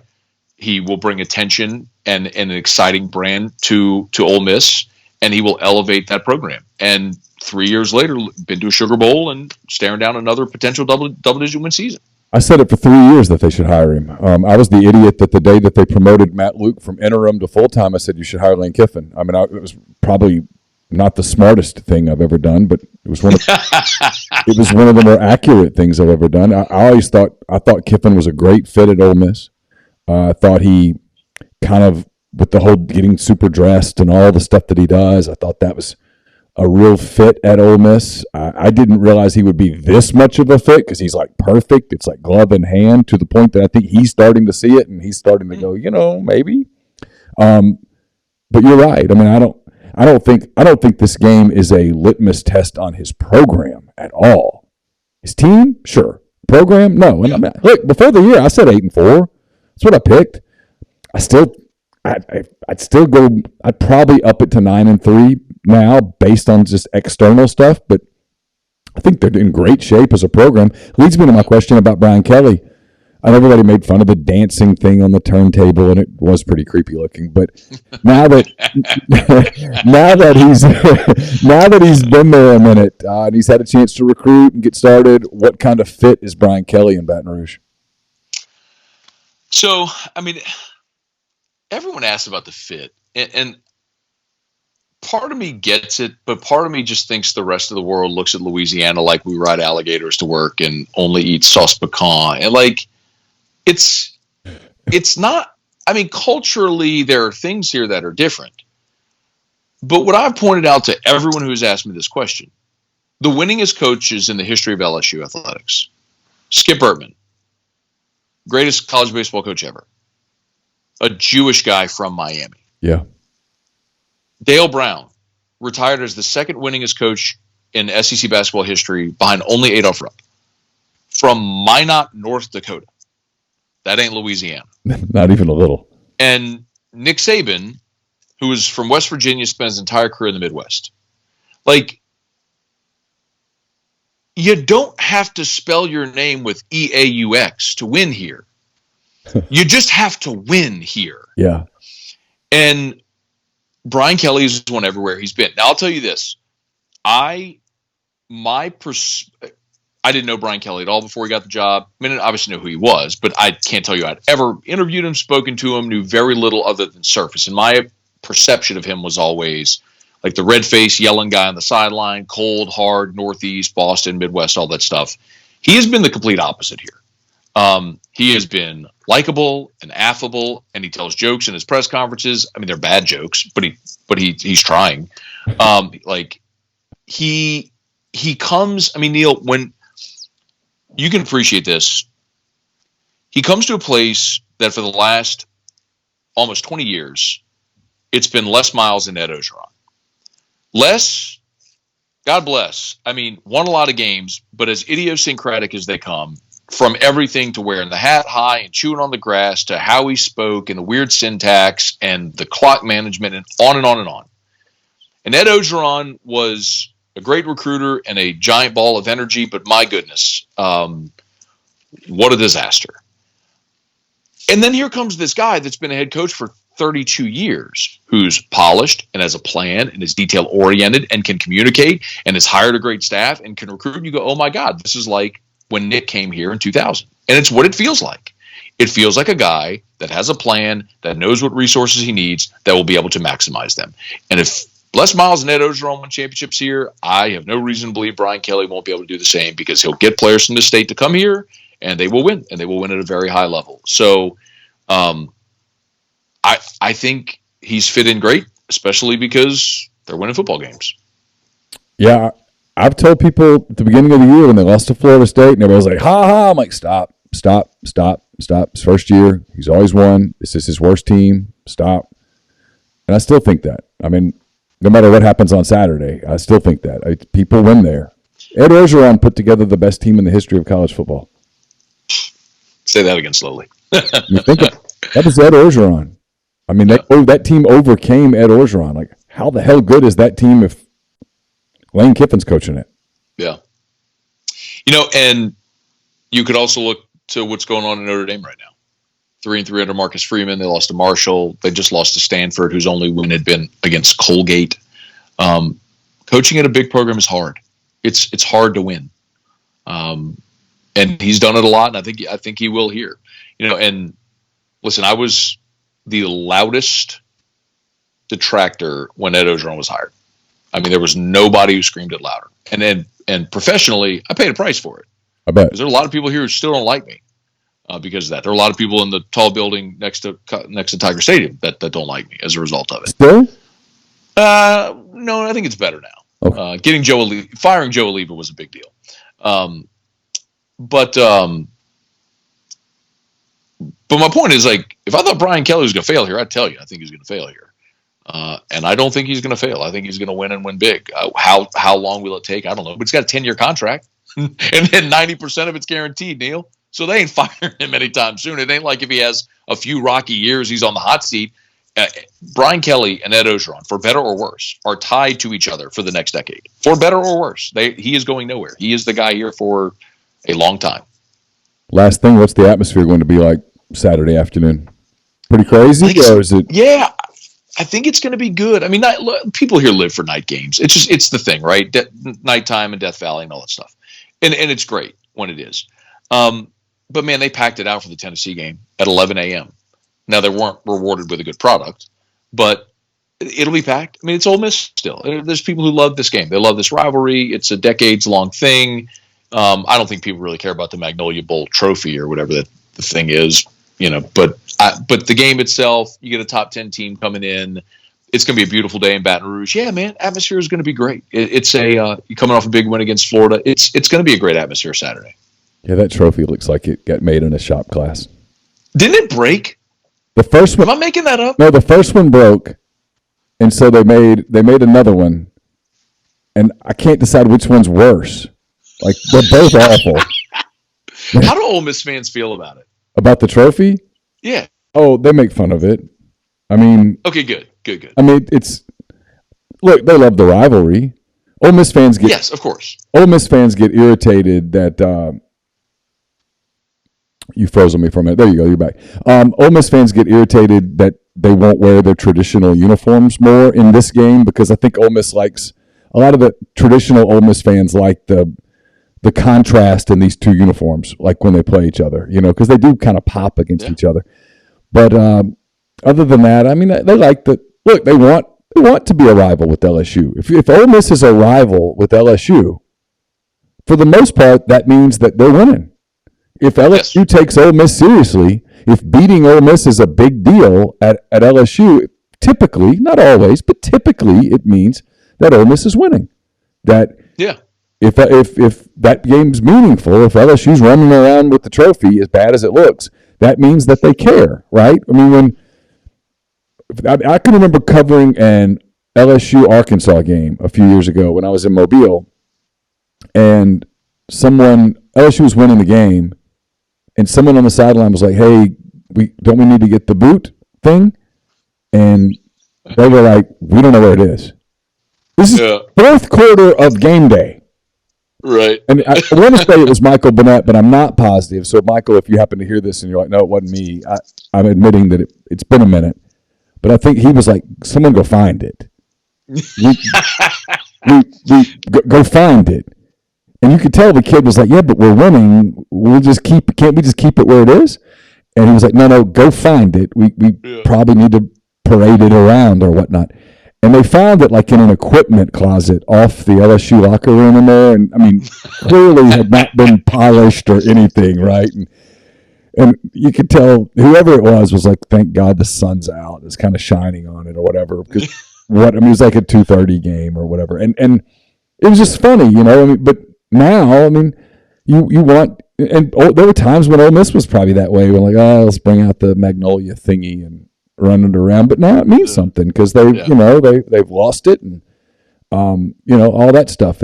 And Kiffin's got Ole Miss is 18-3 in their last 21 games. They're winning, and so it means something. So yeah, I mean, that's a really long-winded answer. Ole Miss people want that game to matter because it needs to matter. If the biggest game on Ole Miss's schedule is the Egg Bowl, you failed. You're not You're not national. You're just a team. Yeah, it makes sense. Yeah, I always say that LSU, because you have to go through Bama and Auburn and now A&M and Florida's the permanent, like you need the Mississippi schools to be layups for schedule equity, right? Sure. You need Mississippi State to be Mississippi State. You need to be able to beat Ole Miss. But yeah, I mean, but there's a lot of people here, and some of it's generational, that love this rivalry. They go to Hail Ole Miss and all this stuff, and they'll talk about Billy Cannon and Archie Manning and the night the clock stopped and all that stuff. And it is a lot of fun. I do agree with the uniforms too, and a lot of LSU fans don't like when I say this, but I think Ole Miss. I think I've told you and Chase this before. Ole Miss has, in my opinion, the best uniform combo in college football, but they don't wear it enough. And it's the powder blue helmet, the red jersey, the gray pants. That is absolutely perfect. And the fact that they don't wear that enough, like whatever that thing is they did with the camo earlier this year, ditch it. Like the powder blue jerseys, I get it. It was like a guy who graduated there, put it on a race car or something, whatever. But like you have something that looks so good, do the thing that looks really good. But to Arkansas, the game you're talking about was 2011. And that was the LSU team that went undefeated and then lost to Bama in the championship game after they beat them. And LSU beats Arkansas, and they literally left the boot on the field, just in the end zone, just sitting on they went to the locker room to celebrate, and nobody took the trophy. It just doesn't matter here. Like, it matters a lot to Arkansas people. Nobody here cares about that game. Yeah. Ole Miss will always matter to a large segment of this LSU fan base because of the history. Yeah, the only way that game's ever going to matter to LSU is if Arkansas wins it 7, 8, 9 years in a row. Suddenly they'll care, and at that point, LSU will care about a whole lot more than they'll be livid, fit to be tied.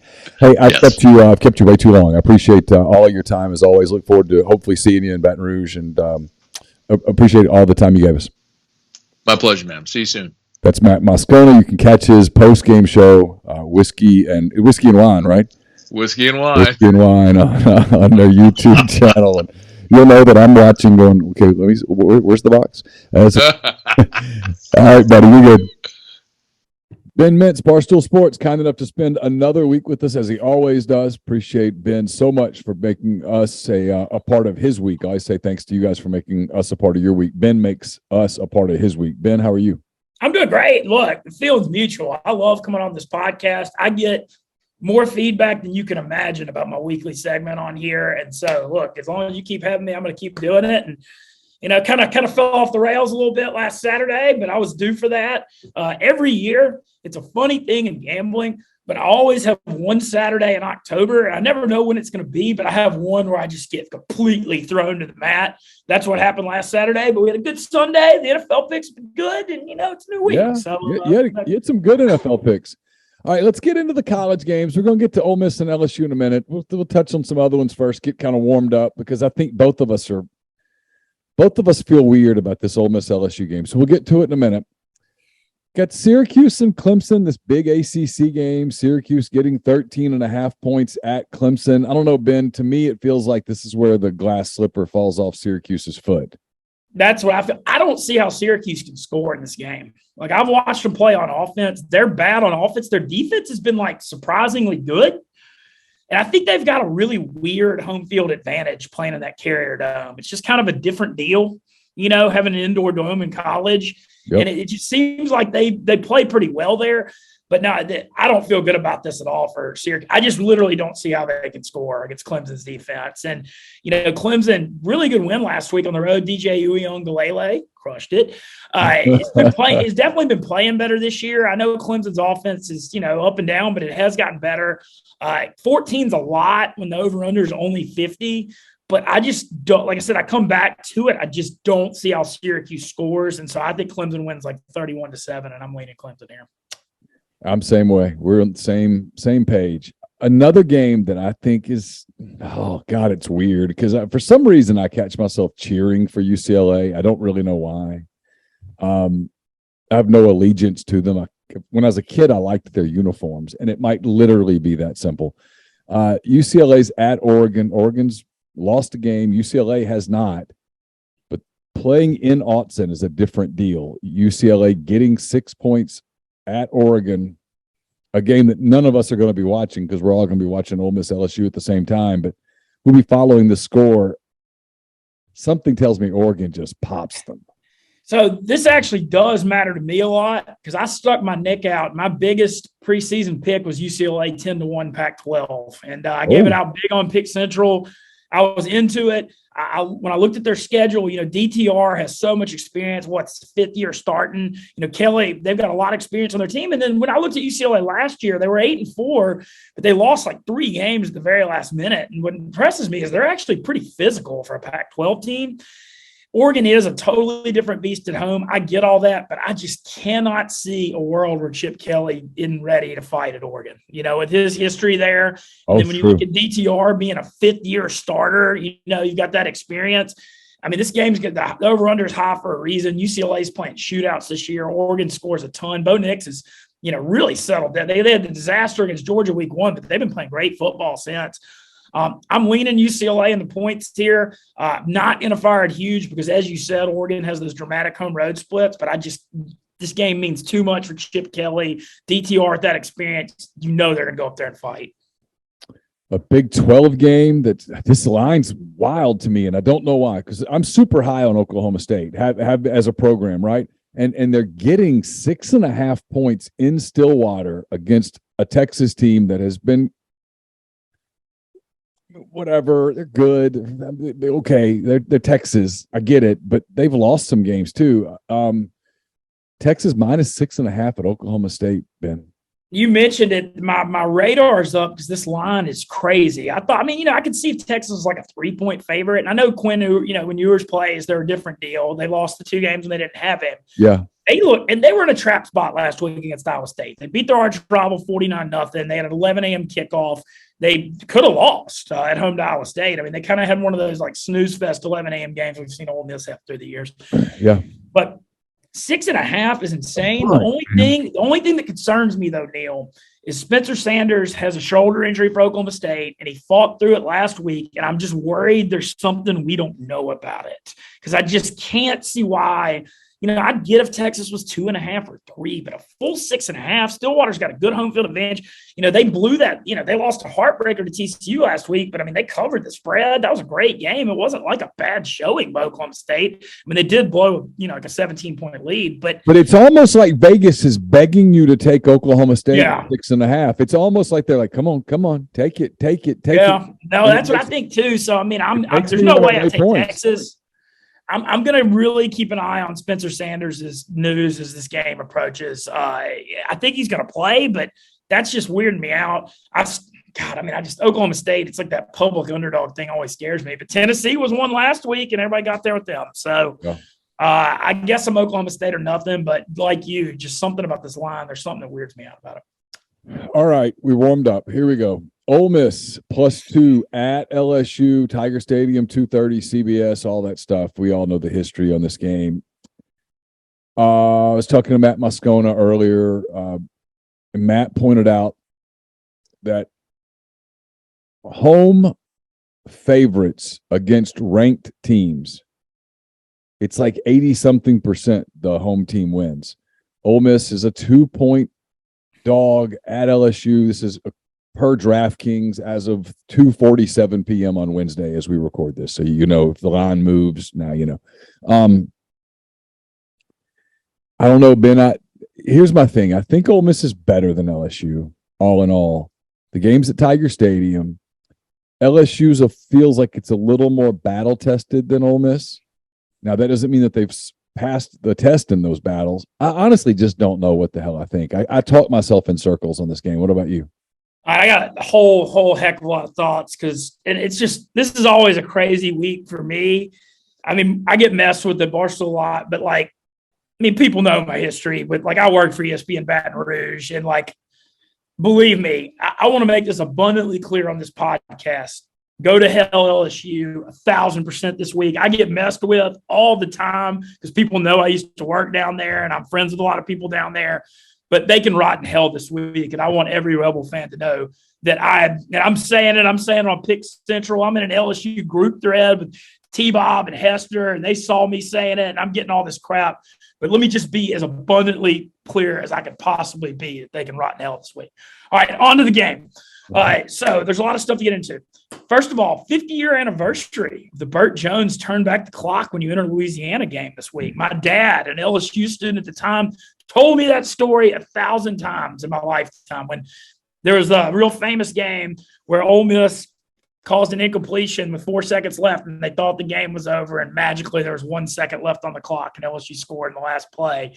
And there's a sign in Louisiana when you enter from Mississippi for years that turn back the clock 4 seconds when you enter Louisiana. And the 50-year anniversary, it's like a thing of lore that I've heard my entire life. So the fact that that's the 50-year anniversary makes me think something wild is going to happen here. Can I tell you what happens when you tell me that? I felt so old all of a sudden. The reason I grew up in Ruston, Burt Jones, the Ruston Rifle. If you go into Ruston High School, you'll see they put up busts of all the famous Bearcats. You got Burt Jones, Fred Dean, Neil McCray. Fred Dean. No, but when I was a kid, Burt Jones was the quarterback of the Baltimore Colts, and he was bigger than life.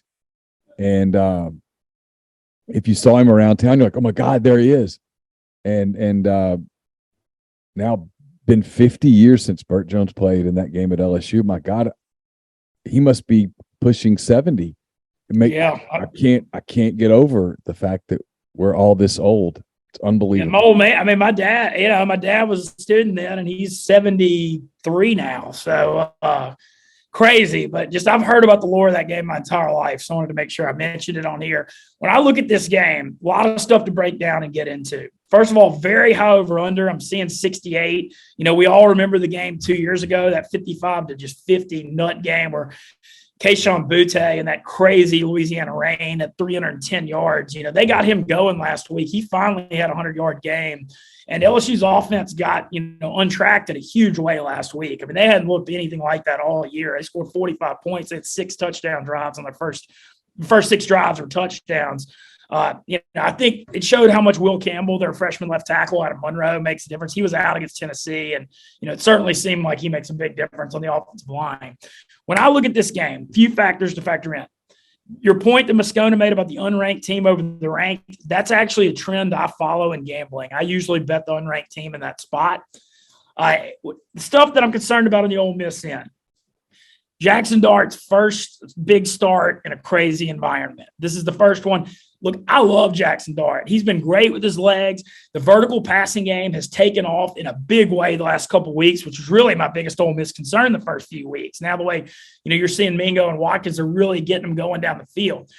The turnover thing, Corral had 5 in that game in Baton Rouge in that rain 2 years ago, something like that. Three or four. He had 4 in the first half. Yeah. And I think that's my biggest concern is Dart taking care of the football in this environment on the road. Because I think that could be what, he has got to, if he has 1 or 2 turnovers, that happens, but you can't have him fall off. Corral had a couple of those games a couple of years ago. We can't have that.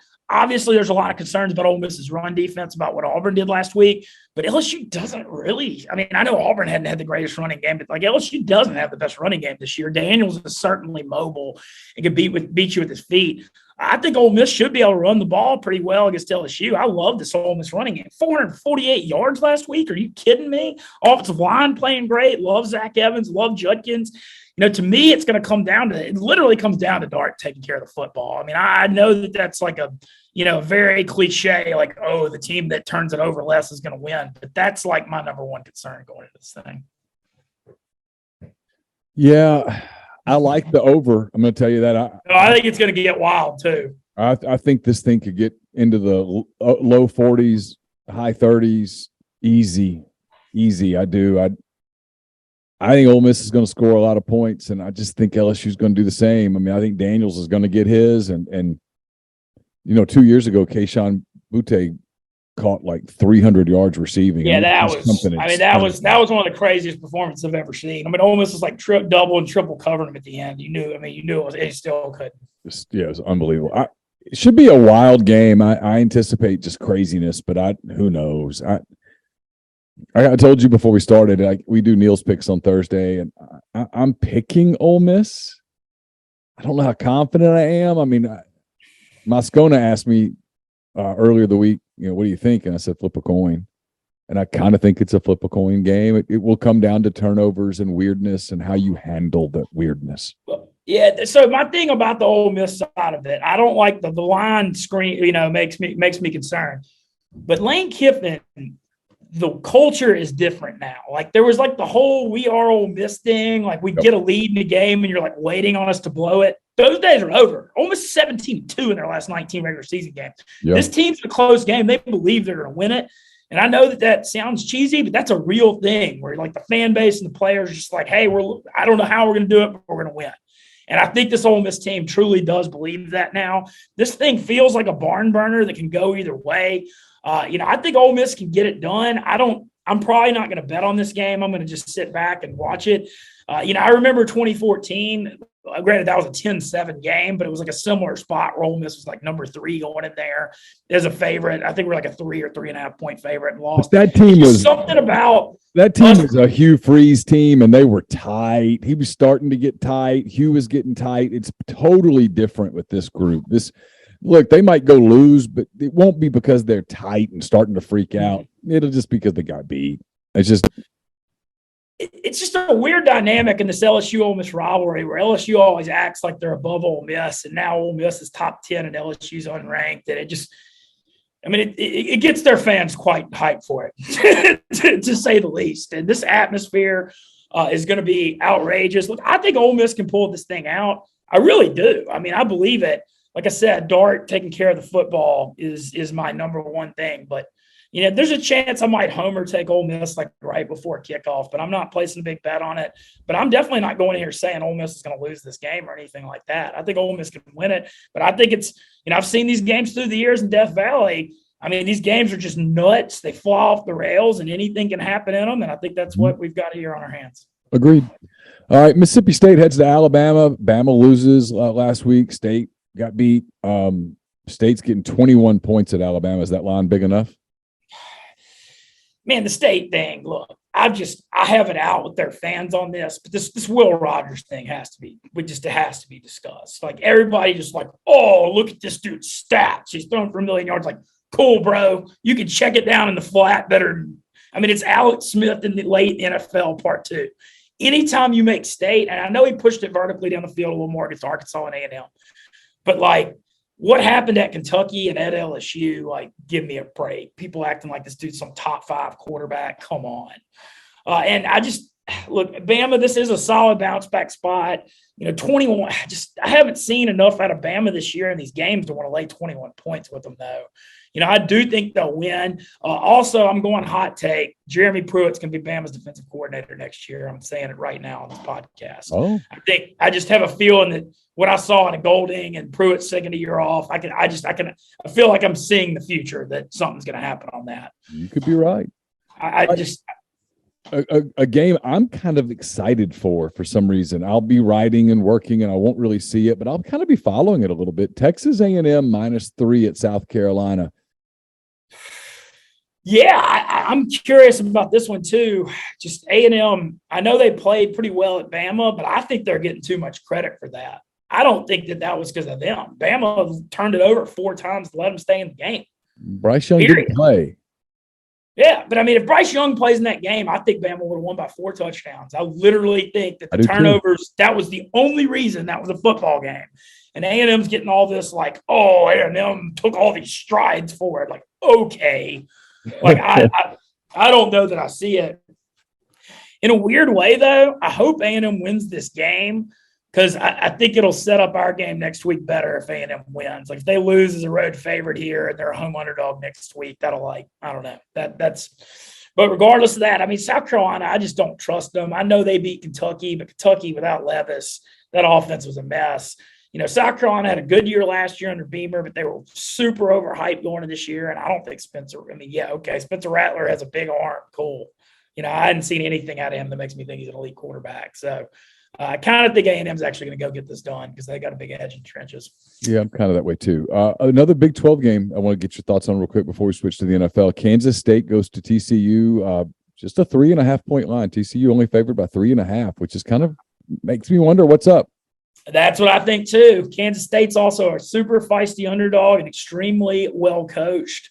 I thought this line would be 5 or 6. And I mean, TCU was laying 5 against Oklahoma State. Clearly what we know here is Vegas has a low power ranking on Oklahoma State.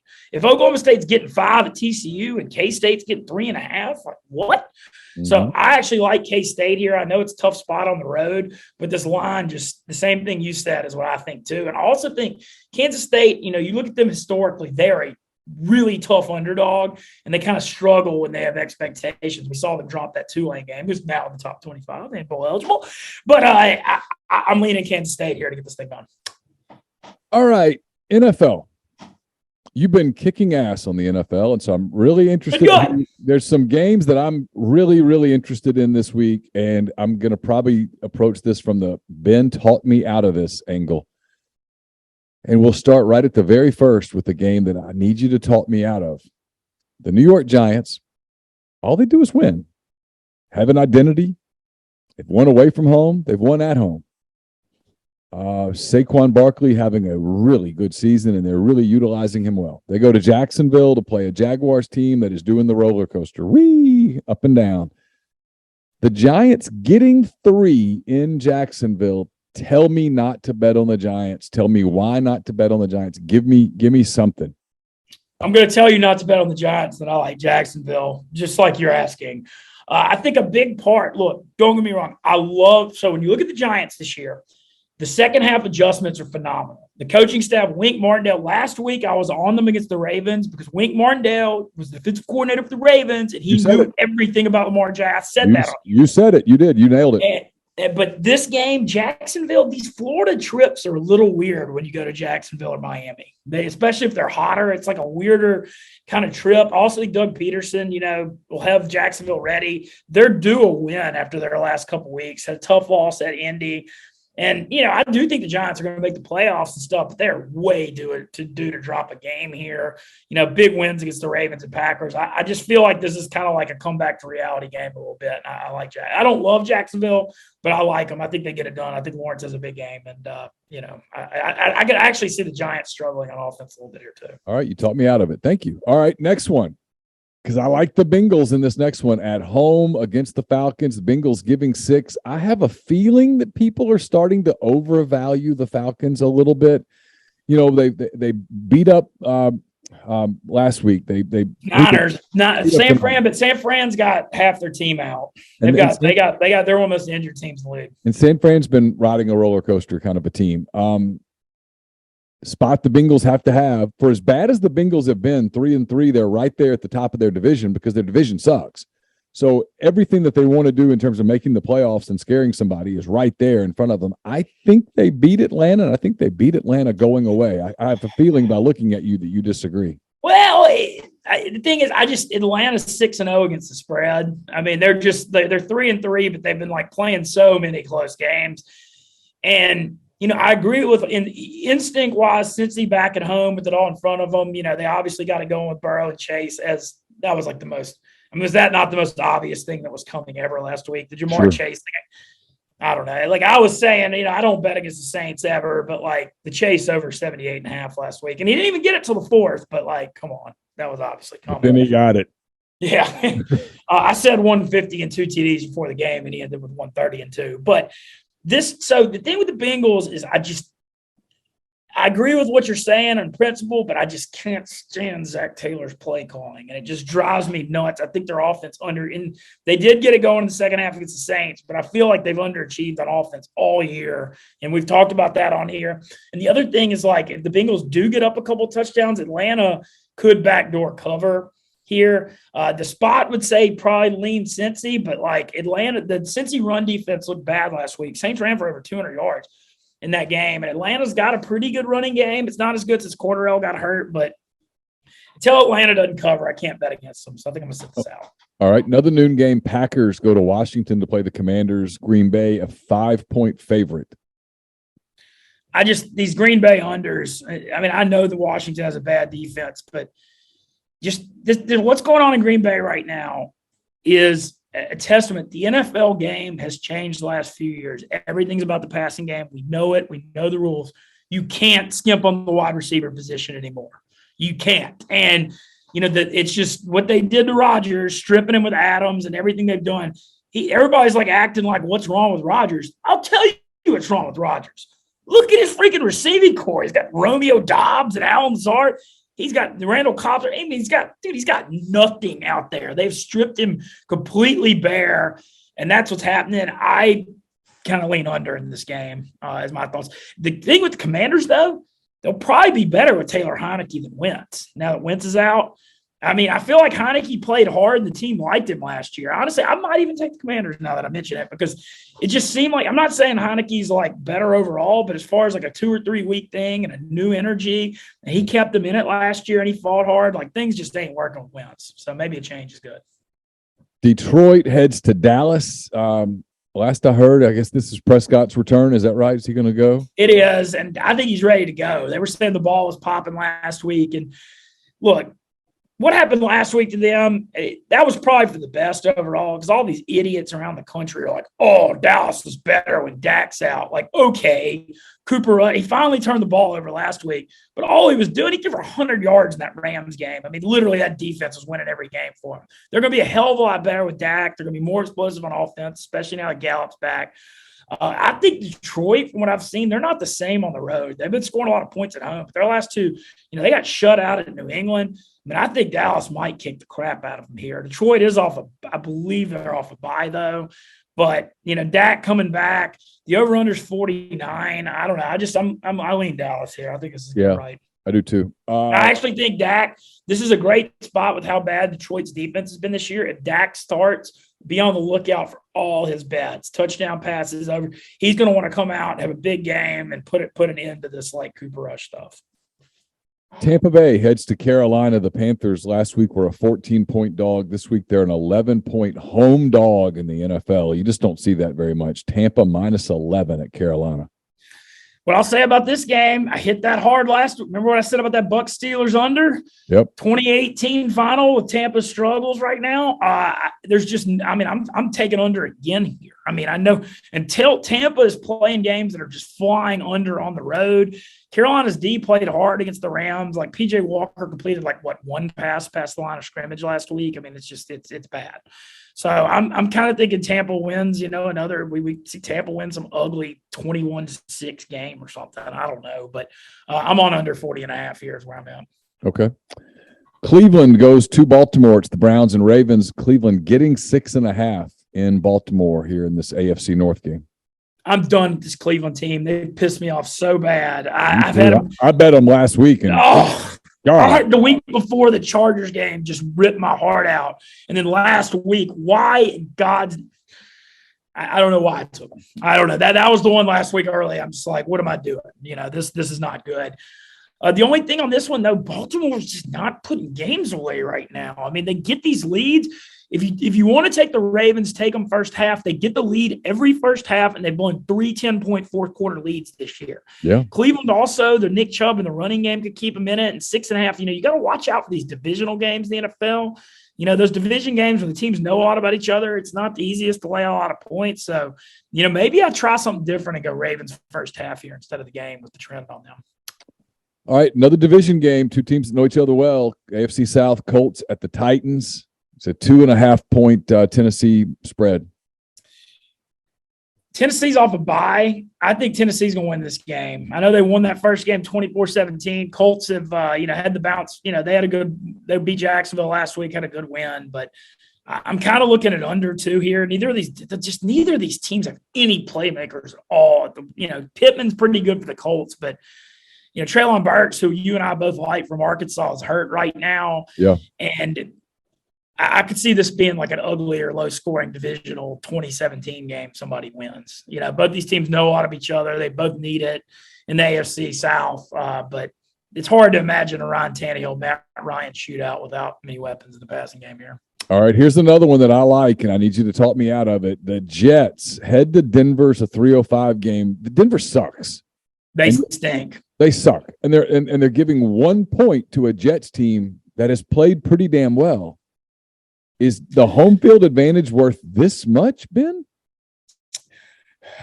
This is like the old thing when you have like two teams going opposite directions thing. And like the Jets thing, I had them last week against Green Bay. We were on that. The only thing that concerns me is Denver actually has they've allowed 6 touchdowns in 6 games. Their defense is like outrageously good. And it doesn't even matter because of how bad Russ is. There were a lot of Saints fans that wanted the Saints to trade for Russ. And this is like that 5-year, $245 million. He got $165 million guaranteed. I'm going to say it. It's the greatest heist maybe of our lifetimes. $165 million. Oh, listen, there are teams out there going, oh, thank God for unanswered prayers. Thank God for unanswered prayers, who had prayed for Russ Wilson. Well, so I have a source. Not to have him.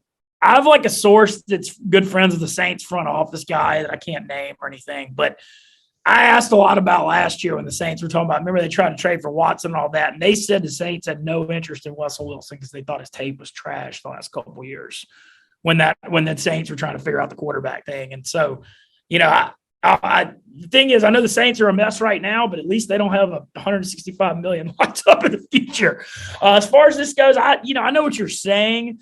The only way I could see the Jets losing, like what if that, the Denver's defense is going to have to win it and cause some turnovers. And there's a world where that could happen. Yeah. The over-under is only 38.5. It's low for a reason. That's Denver's only path right now is winning 13-10 or 16-13. I'm Jets or nothing here. I think I'm leaning on. You just got to keep betting the under every week on Russell Wilson. The unders are 5-1 now. You just, until he comes out and beats me, I'm just going to keep taking under. All right. The Texans head to Las Vegas, getting 7 points against the Raiders. Anything? I feel like Raiders are due a solid. They got their hearts ripped out against KC on that Monday night when Devontae Adams shoved. That was a tough look, shoving the old camera guy there walking off the field. But they had a bye week. They're 1-4. They're in a must-win spot. And I think Houston, I don't know. I just don't think their offense can keep. I feel like the Raiders, this is a spot where they have to come out and win this game. So I'm leaning them. This line's a little low, and I'm surprised the Chiefs, off that narrow loss to the Bills, they head to San Francisco. They're only 2.5 point underdog, 2.5 point favorite, I should say, against the Niners. What do you think? I like this. This just hits that gambling. I bring it up on here. The gambling trends I follow. the Niners lost as a road favorite in Atlanta, and now they're a home underdog, which means like I just take them blind. Whenever you have, that's just a straight trend I've been following for like 20 years. When you lose a game, when you're a road favorite outright, you're home underdog the next week. I think it's something about like it's like a backs against the wall mentality. Like we lost a game we should have won. We're back home. We're playing a team we're fired up about. You have a great week of practice. No one believes in us. All the BS cliches. But this is a spot where I think the Niners show up. Is the long and short of it. Okay. Seattle, they were good to me last week. I bet them and they won. They covered. Oh yeah, me too. Finally, Arizona had won 11 in a row on the road before that too. Seattle goes to play a Chargers team and they get 6 points in LA against the Chargers, who are a little schizophrenic. They're good, but they're hard to figure out exactly. I don't hate Seattle +6 here. I don't either, and I'll tell you why. Justin Herbert's hurt. I mean, he's got that broken ribs. And did you see that when he was trying to wind up and push the ball deep? Did you see a couple of those throws on Monday night? Yeah, throws that he did not make a year ago. He's hurt. No, he's hurt. He is legitimately hurt. Slater, their starting first-round left tackle from last year's out for the year. Bosa's out. Keenan Allen's been out all year. They are a banged-up football team. And, like, they might could still win, but, you know, I just don't think they're very explosive right now. I mean, Austin Eckler's playing great. Don't get me wrong, but, I mean, I think I'd lean Seattle here. Seattle, who knew? The funniest stories, like I said it on here before, I'll say it again. The stories of this season, the upgrades at quarterback from Russell Wilson to Geno Smith, man, and the upgrade from Matt Ryan to Mariota for Atlanta. Who knew about this stuff? But Seattle's Pete Carroll knew. Yeah, Pete Carroll's got to be like, oh, yeah. And so, no, Seattle and Atlanta are the two, like, feisty. They just cover every week and play hard, and I think they'll do it again here. I really do. Okay. The Sunday night game, bit of a dog. We've had some great ones. This one's Pittsburgh getting 7 points after a win with Kenny Pickett. They had two Miami. Tua is going to return, apparently. The Dolphins giving 7 points to the Steelers. If Tua plays, Miami's going to beat the hell out of them. Bloody. Very bloody. Pittsburgh, Miami's got an underrated. They're pretty good on defense. People don't really talk about it. If Tua plays a Sunday night show-out spot, I know they've gone through a couple weeks. This is a bounce-back situation for them. And you got to go against Pittsburgh on the road right now. I mean, yeah, they won last week. I give them a lot of credit. They played hard, et cetera. Tampa's kind of melting down. But Pittsburgh, as long as Matt Canada's calling those plays and they got the offensive line they got, you got to go against them on the road. And I wouldn't be surprised if Miami just this is like a really big get-right game. They look good the first few weeks of the year. If Tua, I don't know if Tua can get through the game healthy, but if Miami won this game like 31-10, I wouldn't be surprised. All right, last one. It's the Monday night dog. Ooh. The Bears with that offense. They go to New England. What must the Bears think, Ben, when they put all these resources into Fields and they look out there and there's Bailey Zappi winning games, making throws, looking good, reading defenses? The Bears must go, what are we doing? Why? How did we get here? Bears +8 at New England.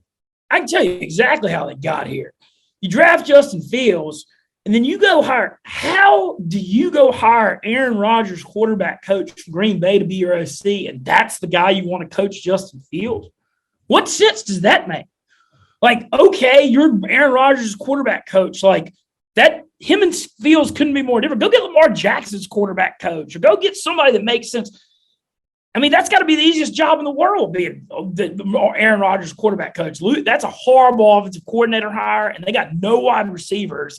I mean, Mooney from Tulane's their number one guy. He's a fifth-round pick out of last year. He's pretty good. No, I'm not trying to say he's not, but I mean, it's so much of like having a young quarterback succeed is you got to get the right play caller, and you got to surround him with talent, and he's got none of that. And they keep driving that Thursday night game. Why dropping Fields back like he's some kind of pocket passer? Everything should be bootlegs. And I just feel like they're screwing Fields, and he's not getting put in this position to succeed. And the opposite is New England. We got Barstool shirts now. Don't worry, be Zappy.